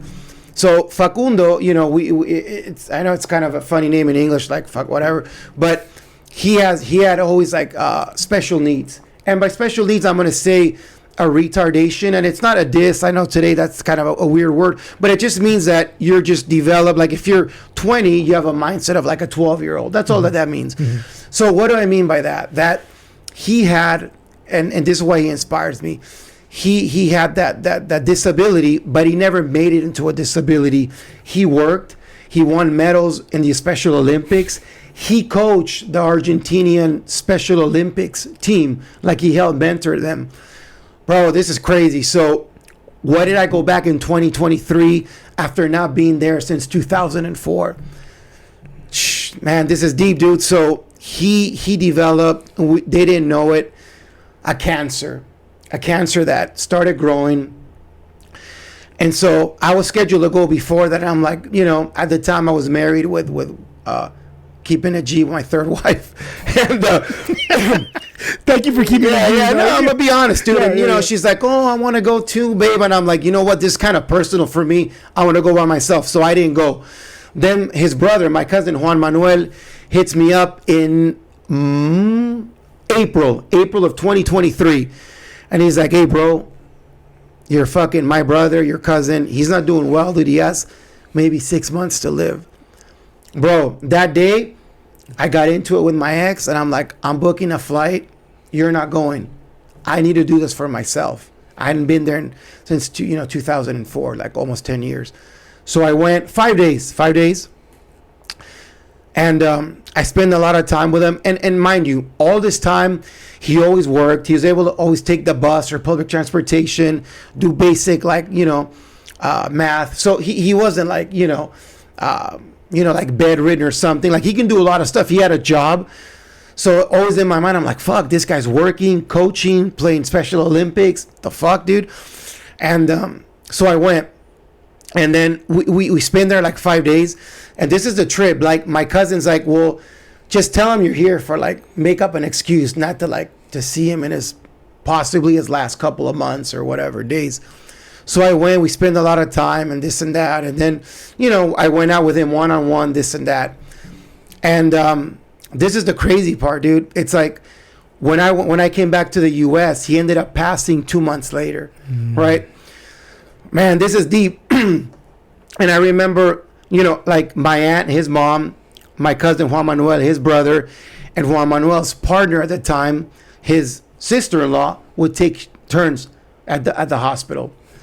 And they didn't want to tell him. You know, they wanted to give him limited information because they thought, well, he can't process it all. How do you, you know, man, this is fucking deep, bro. But this is what keeps me going. The day that he passed 2 months later after I went. So I'm like, fuck, I don't regret going. Had I waited, had I argued with my ex about when I'm going to go, dude, how do you put a price on that? Yeah. How do you put a price? You can't. And I remember that, you know, he took it like a G, dude. My cousin's ex-partner is Gabby or Gabriela. She had, if you will, like the last shift, you know, over him. And that morning he woke up and it's like he kind of knew. And he's like, you know what, Gabby, thank you for being here. He goes, I don't know what's happening, but I know what's going to happen. Today, it's probably going to be like that, dude. And my cousin told me that. My last day, and it's like, I want you guys to know that even though I know I have some cognitive deficiencies, if you will, like I know what's going on. I know that I have a cancer. I know that you guys been hiding from me. I know that my primo, you know, Pedro, came over under the story of such and such, but I know he was here for me. Dude, on that day he fucking passed, bro. Yeah. And that day he actually shared that. He goes, by the way, and fuck, this is deep. His last dream was, he goes, you know what I dreamed about, cuñada, like sister-in-law, right? That last night, Pedro was here again, and we were all having a good time. Fuck, deep, dude. So, to me, that keeps me going, dude. It's like, you know, in his last hours, he's able to recognize, like, dude, I know that I grew up with, you know, deficiencies cognitively, physically. I knew that you guys tried to protect me, but I'm okay. I'm okay. He broke it all down, and he let everybody know that I'm good. Dude, I'm good. To me, it's like, fuck, dude. Who knows when I'm in that situation, if I'm able to even be aware of it, that it's coming, would I take it like a fucking G, dude? Yeah. And to me, it's like, bro. And for him to be like, dude, that was his last dream, dude, that we were all together and that I was there visiting again. So when I hear that, it's like, dude, I don't care what's going on in life. You got to keep pushing forward. You know, you can't let anything get to you. Yeah. Dude. So that really kind of like motivates me. It motivates you, and it also gives you a different perspective about life. Because like you said, you know, and you've said it a couple of times. Life is short. Life is short. That's why when I came back, dude, that's to answer your question, to tie it all in. That's when I started getting off the hamster wheel, and I believe I broke the matrix. You know, I'm like, whoa, dude. Yeah. And it's all these little pieces of inspiration from other people that they influenced you to make a big decision. Huge. You know what? It's almost as if, oh man, so check this out.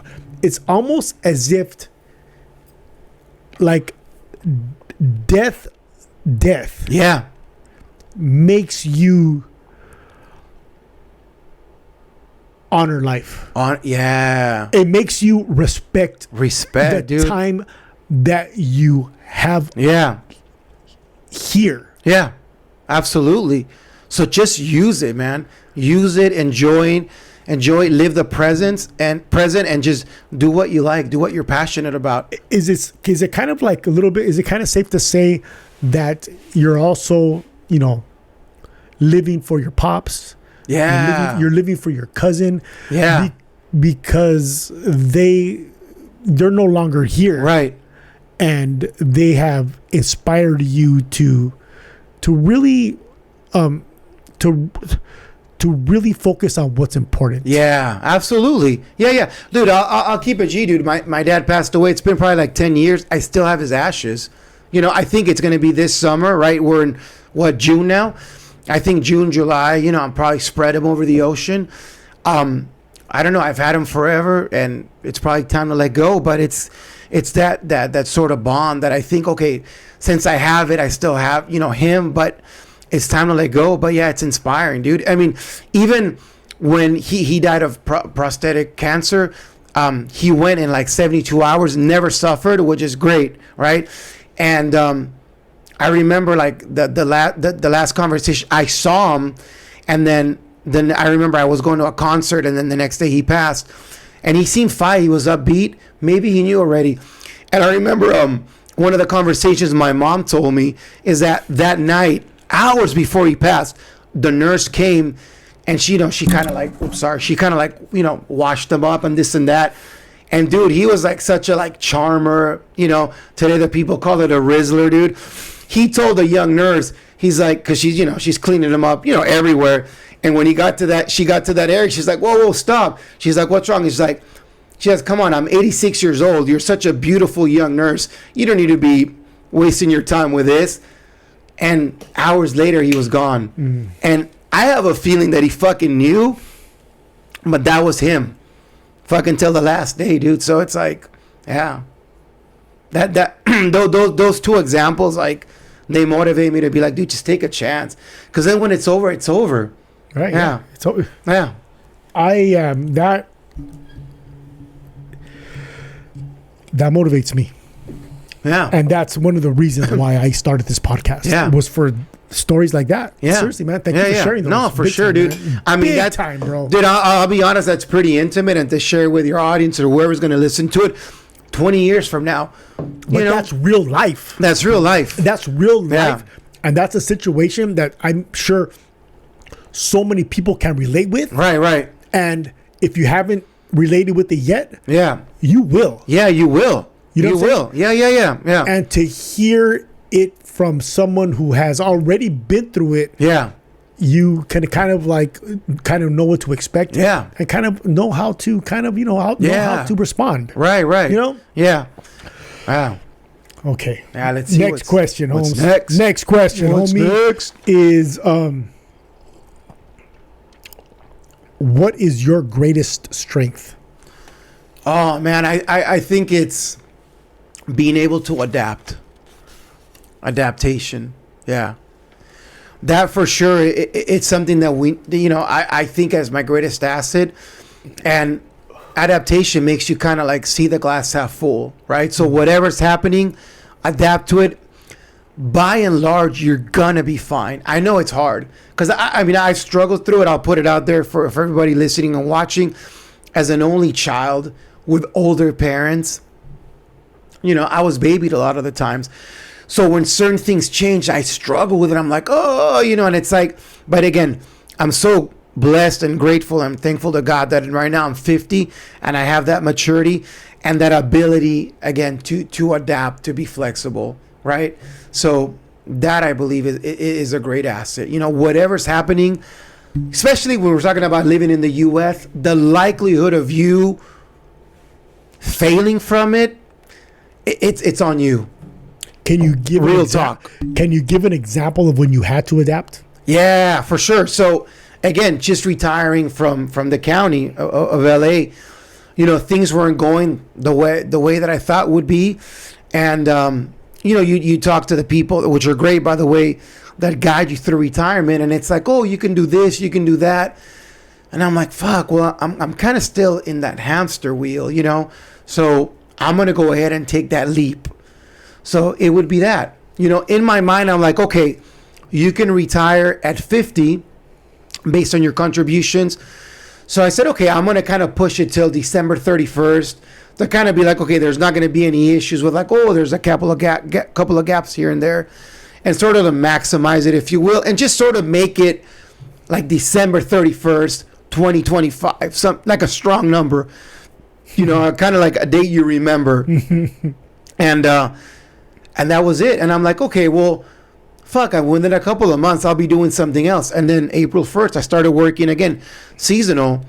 So that was it, dude. Yeah.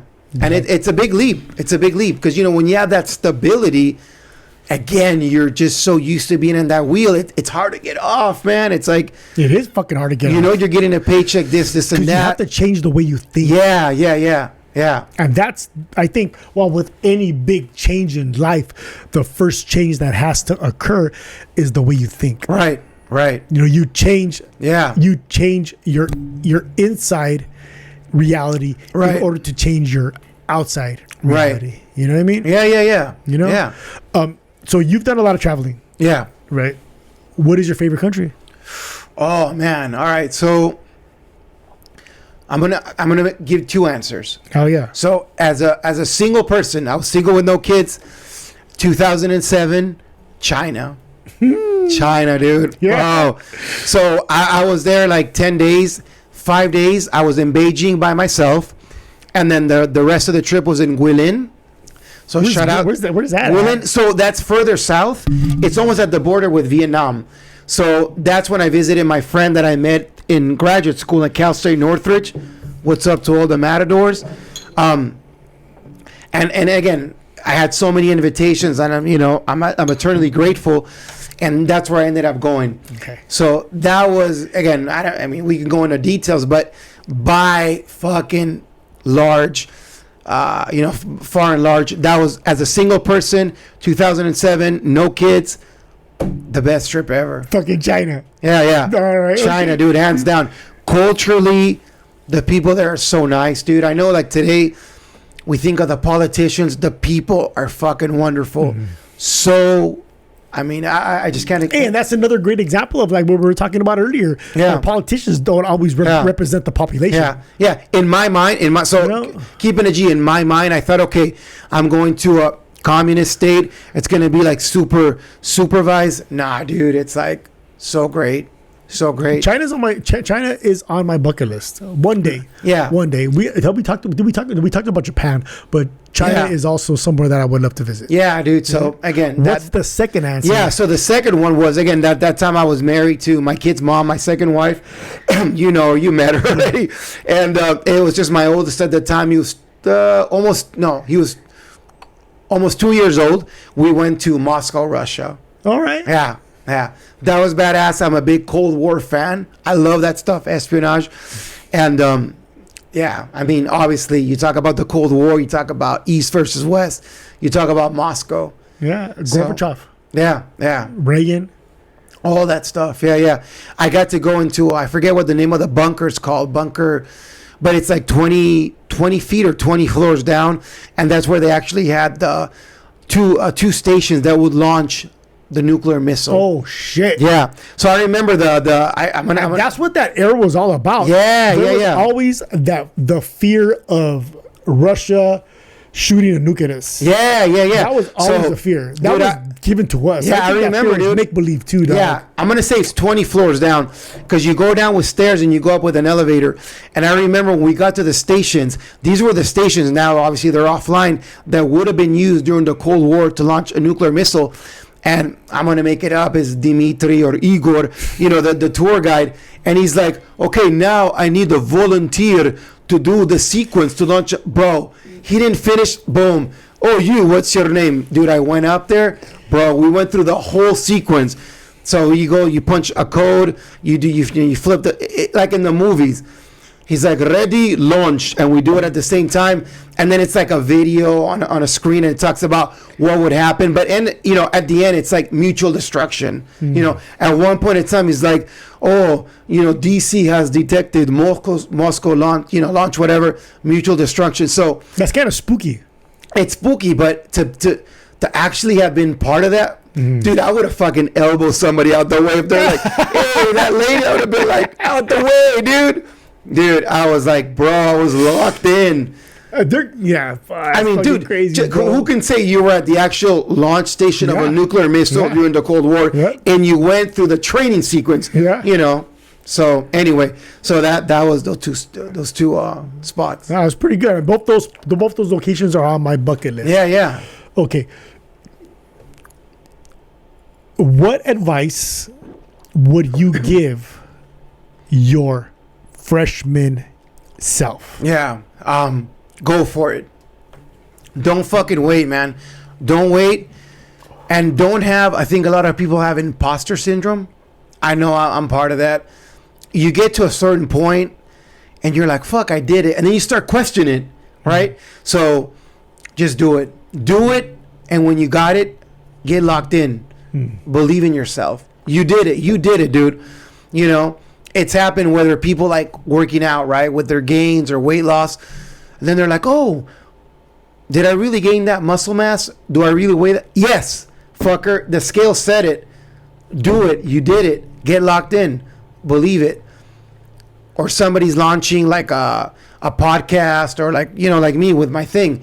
In my mind, I'm like, oh my God, I'm getting all these faults. Yes, you did it, dude. It's like, keep going, but get locked in. Yeah. Do it. So it's like, again, for me, I wish, to the original question, I wish I would have told myself, hey, you know what? Go for what you want. Do it. Don't be afraid of failure. Don't be afraid of a safety net. Take the launch, dude. Fuck it. Fuck it. And that's for everybody. That's for everybody, dude. Who is on the fence, who's waiting for the right moment to start something, a project, an idea, your passion. Fucking do it now. Do it now, never man. a right time. Yeah. No, look, do it now. Especially, like I said, we're the United States of America, California. No matter how much shit they talk about, bro, do it now. There, again, with everything going on, there is no other country right now than the United States of America, I would say, to go for your hustle, to go for yours. So if there's a safety net, it's here right now. Regardless of what the news can portray, just do it. Do it. Life's too short. Start early. Do your craft. Yeah. I feel like that is... I'm gonna work that into the title. Yeah. Life is too fucking short. Life's too short, man. Yeah. So one thing that I do, and this is something this was an idea that I had that I wanted to kind of make my podcast kind of like different from every other podcast. Sure. I wanted a lot of participation from my guest. Right. So I ask every guest to leave a question for my next guest. Right. Not knowing who my next guest is going to be. Yeah. So this is the question Callie, who was my last guest, had for my next current guest, who is you. All right. What's that? Here it is. Let's see. Here we go, Cal. This is your question. Let's see. If you could go back in time and change any moment in your life, would you? And what would that moment be? You know, that's crazy because that's a great question. So I'm going to say this. While I was on the hamster wheel and part of the Matrix, I would give you an answer. But being out of it, I wouldn't change a thing. Yeah. Why? Because being out of it, I realized, why everything happened. Everything happened because I needed to be exactly where I am now. Mm-hmm. Right? So... yeah, in the past, I mean, I'm not going to, I had already, I would think of something that, oh, God, I wish I would have done this, I would have done that. But then it would have been a whole different person. Mm-hmm.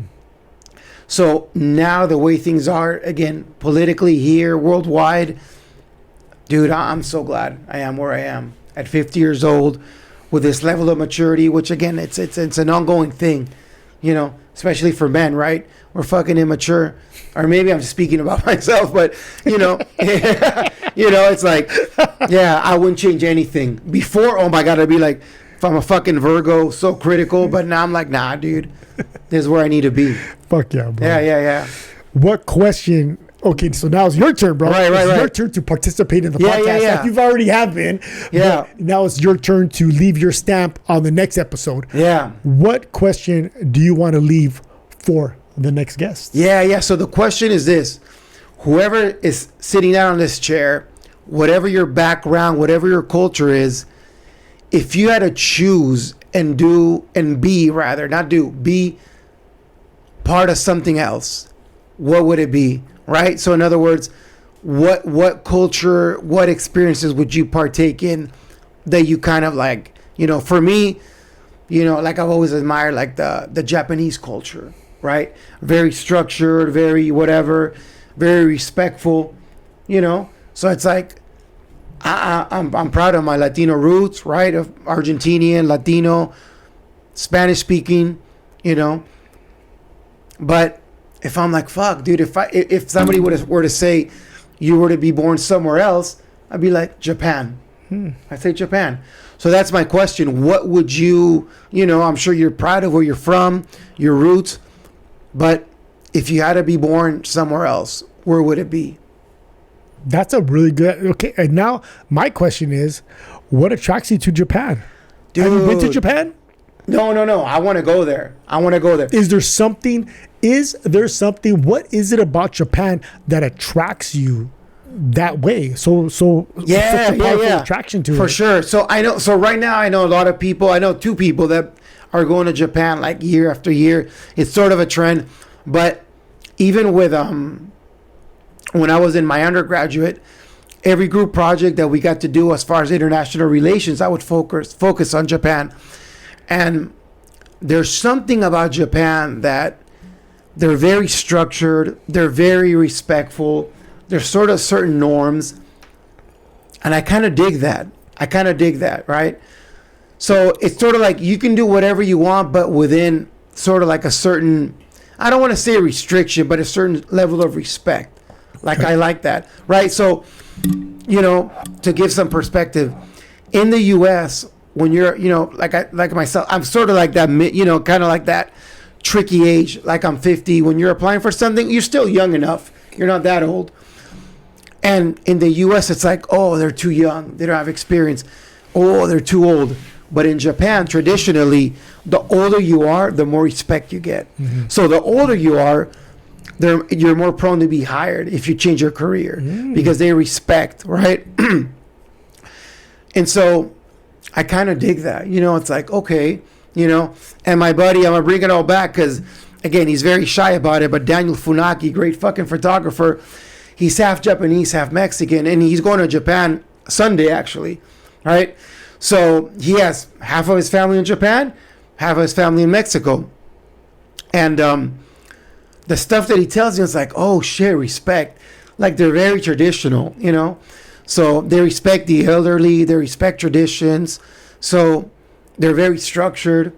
So I kind of dig that, Yeah, hell yeah. Yeah. So it's kind of like low key. It's funny because he's like, dude, you're all fucking tatted. I forget the name in Japanese, but he's like, if you went over there to do like those baths that they do like in, I can't think of the Japanese term. But he's like, you'd have to pay extra to go to a private one because you're tatted up. I'm like, okay, that's cool, dude. It's like, I'm down, I'm down to have that respect. So, so. Interesting. Yeah. Because because I think because I've had this conversation with people before. And I was not expecting you to, to talk about a place that attracts you, right? To talk about to talk about Japan like that. Yeah. You could have talked about any country, but I feel as if like when we're attracted to places like that for no reason, maybe you could have had a past life there. Yeah, for sure. What is the natural pull that is happening between you and Japan? Yeah. Why is Japan pulling you in that direction? Yeah, dude. You know what I'm saying? No. I got you. So, all right, dude. So I'm going to start from the beginning. All right. That's a great question. So for everybody out there, some people know Steven Seagal. Mm-hmm. Yeah. So I think everybody from the fucking 80s and 90s. Everybody knows. So by the way, in the 90s, Steven Seagal was getting $10 million a movie. Facts. Highest paying Hollywood actor back in the day. I'm losing my voice because I'm so excited about this whole podcast and everything. But so I watched all of his first 4 movies. Fucking badass, dude. Oh yeah. Mark for Death. What I liked about Japan is that in those first 4 movies, regardless what you think of him and his movies, he really outlined the Japanese culture. He talked about the whole kohai and senpai. Kohai is like the trainee. Senpai, it means the boss, right? So it's like that level of respect. And in one of his movies, you know, he had Marked for Death, and a couple of them, he talked about, you know, in the Japanese culture, we know about martial arts, and it's about, you know, destruction or hurting somebody, but Japanese talk about you have to know how to heal first, right? So that kind of got me into it. And I love the fact that, again, I'm talking about his first 4 movies, you know, Out for Justice, Marked for Death. I don't remember the other 4 right now. It really encompassed a Japanese culture, right? Versus like no diss, but against Van Damme, right? Van Damme would do the fucking high kick and then make out with a girl in the river, like really cheesy. Where this guy kind of focused on the culture of it, tying it back to the Chicano photograph, the culture, respect. So I really dig that. And then in my undergrad, I really focused on the Japanese culture. So, you know, and then tying it back to photography, if people Google it, there's a huge Chicano culture in Japan. Time. Yeah, big time. There's people in Japan right now dressing up. Dog. Yeah, blasted, dressing up like the Chicanos here in Boyle Heights, in East LA, lowriders, right? So that drifting culture is kind of like progressed to like the lowrider, and they dig that. So, again, from the artistic to the respect part of it, I've really been drawn to it. And I hope one day you travel there. Yeah, I'm going to. You know, because like I said, I think when somebody is attracted to a certain area, I think it's because they have some type of tie to it. Yeah, for sure. So now that we're on kind of like that little bit of a, you know, like invisible type of shit. Yeah. Are you buzzed? Yeah. Okay, good. Yeah. Me too, a little bit. So this next question is a new question. There's a lot of new questions here. Yeah, let's do it. A lot of these questions are just based on the conversation that we're having. Of course, man. But if you've watched the podcast, you know that I've stuck to a lot of the original questions. Right. So this is going to be a new original question. Let's do it. That I'm asking everybody. Let's go. Have you ever had a paranormal experience? Ghost? I'm talking about ghost, UFO. Oh, have you ever? No. Have you ever had a paranormal experience? So this is the only one I had, and the viewers, you tell me what it is. So, again, South Hills. I'm gonna say his name. I hope he's doing good. South Hills, right here. South Hills, bro. Let's do it. San Gabriel Valley. Yeah. Michael Kirchhoff. That was my buddy, right, in high school. So this is the closest one, and again, the viewers, you tell me what it is. So he always told me that his mom and him, or his mom has like, I don't know if it's the word is science, but he has sort of a spiritual connection. So typical fucking high school kids, we sneak out of it. So anyway, you know, my mom knew his mom. Back in the day, everybody knew everybody, dude. It wasn't this fucking Instagram shit. So, you know, he knew his mom. And so I spent the night at his house a bunch of times. And he would always talk about the paranormal. And I'm like, whatever, bro. And so one time, we're like, dude, we're going to sneak out once, you know, his mom, because they were divorced. His mom was asleep. So we're going to sneak out. So, okay. Dude, I remember this so vividly. We're going to fucking light up some M80s or whatever. So, again, we close the door. We sneak out. Boom. No fucking cell phones. No nothing. We go up a little hill. I remember, dude, we're making a left. And I remember he's like, all right, dude, you know, it's a funny story. He's like, dude, close my eye. I'm going to close my eyes and just kind of guide me through it. And like a fucking dick, I'm like, all right, keep walking. I fucking make it smash into a car. He's like, oh, my fucking knees. I'm like, ah, fucker. You know, we're fucking around. We keep walking. We're going to sneak out and just fucking fuck around. Dude, all of a sudden we're walking. He grabs my wrist. Now, mind you, I don't know if I'm 6'2" now. I don't know if 230, 235. I don't know how big I was back then in high school. Probably similar. He grabs my fucking wrist. Dude, a fucking iron grip. I'm like, dude, Mike, what's up, bro? He's like, he paused for a few seconds. He's like, we have to go back. I'm like, go back where? We have to sprint back to my house. My mom just fell and she can't get up. And I'm like, okay. So I'm like, dude, I'm not going to fucking walk. I'm sprinting behind him. We walk in. We open the door. His mom is laying on the floor. She's like, oh, Mike, thank you. I'm glad you heard me. I can't get up. Bro, we help her up. She goes back to her bed. That night, I couldn't fucking sleep. Yeah. I'm like, dude, this shit's fucking real. So that's the closest to a paranormal. So him and his mother had a connection. Yeah. And by her saying, "I'm glad you heard me," means that Dude. she sent out a broadcast to Oh, him. bro, I And he remember those picked words. it up. Quote, "I'm glad you heard me. I will never forget that." And he's a small dude. He's probably like 5'3", 5'4". Excuse me. That's probably like the same height as now, 6 feet, 6'2".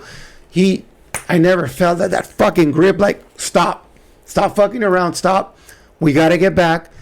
We fucking sprinted like a 911 call. And it was legit. It wasn't like, oh, we're here, nothing happened. His mom was there. Oh, I'm glad you heard me. I'll never forget that. What do you think that was? Dude, that's... If you had to explain that, if you had to explain what happened between him and his mother, Yeah. how would you explain it? I would explain that something that's unknown. That's unknown. I would explain that something that's real, but unknown to most of the population. Do you think that everyone is capable of communicating without talking? Yeah. Right? Yeah, I think can't so say too. I've been there, but... I yeah. think so too, man. Yeah, for sure. I think that humans, we've covered this on the podcast in the past as well. Right. I think that humans are capable of so much more than what we are taught. Yeah. You know what I mean? Yeah. And we just have to be reminded and taught how to unlock those abilities. Right. And once we are taught, then we will be able to do. You know what I mean? Yeah. And again, dude, it's so crazy because all of this, if you think about it, it all goes back to following your passion. You know, once you've left the matrix, once you've unlocked that, once you've hopped off the hamster wheel, everything is much clearer to you. And you also meditation. Yeah, meditation. I meditate as well. You Yeah. mentioned meditation earlier. Yeah. And I think meditation is very important. You know, you have, in order to change your outside of reality, Right, you right, first yeah. have to change your inside of reality. And meditation is Yeah. a great way to do that. Right. You know what I mean? Yeah. Hey, do you have anything for me? Nah, Do you dude. have anything for me, dog? No, I'm just glad you're doing this podcast, putting people out there and, sharing their story. And that's the best thing you can do. Yeah. Do you have any final words? You know what? Just everybody that's listening or watching, just go for yours, man. Just don't wait. The time is now, dude. I remember with my firstborn, it's like I was never ready. It was always something. And then when he was born, I'm like, I remember coming back from work, couple of, like a fireman shifts, if you will. Not a fireman, never done that. But it was that kind of schedule. And my kid's mom saying like, look, she gave me a magazine and I opened it up. It was a test. And that's on my oldest, Damien is going to be fucking 17 in December. Best time, dude. And I wasn't ready. But yet when I saw that, I was ready instantly. It was the best thing ever. So again, man, it's like everybody listening, you're never going to be fully ready. Whatever you want to do it now. Life is short. That's a blessing. That's forcing you to do what you want to do. It's not, oh my God, it's so short. No. It's good. It's telling you to do, hey, hurry up, do what you want. Yeah. It's not a bad thing. That's it, man. And thank you so much for carving time Of course, out man. of your day, Yeah. coming down here, recording an episode, and sharing your energy, sharing your focus, sharing personal stories, Yeah, man. Yeah. sharing your knowledge. I big time appreciate you, brother. Yeah, for sure. Now, not only are you a forever member Yeah. of the Let's See What Happens podcast alumni, Yeah. but you are also a member of the Society of Bell Ringers. Nah, that's Thank dope, you, brother. dude. Give me Yeah. a fucking hug, dog. Yeah, for sure. Thank you. Yeah, man. Anytime, bro.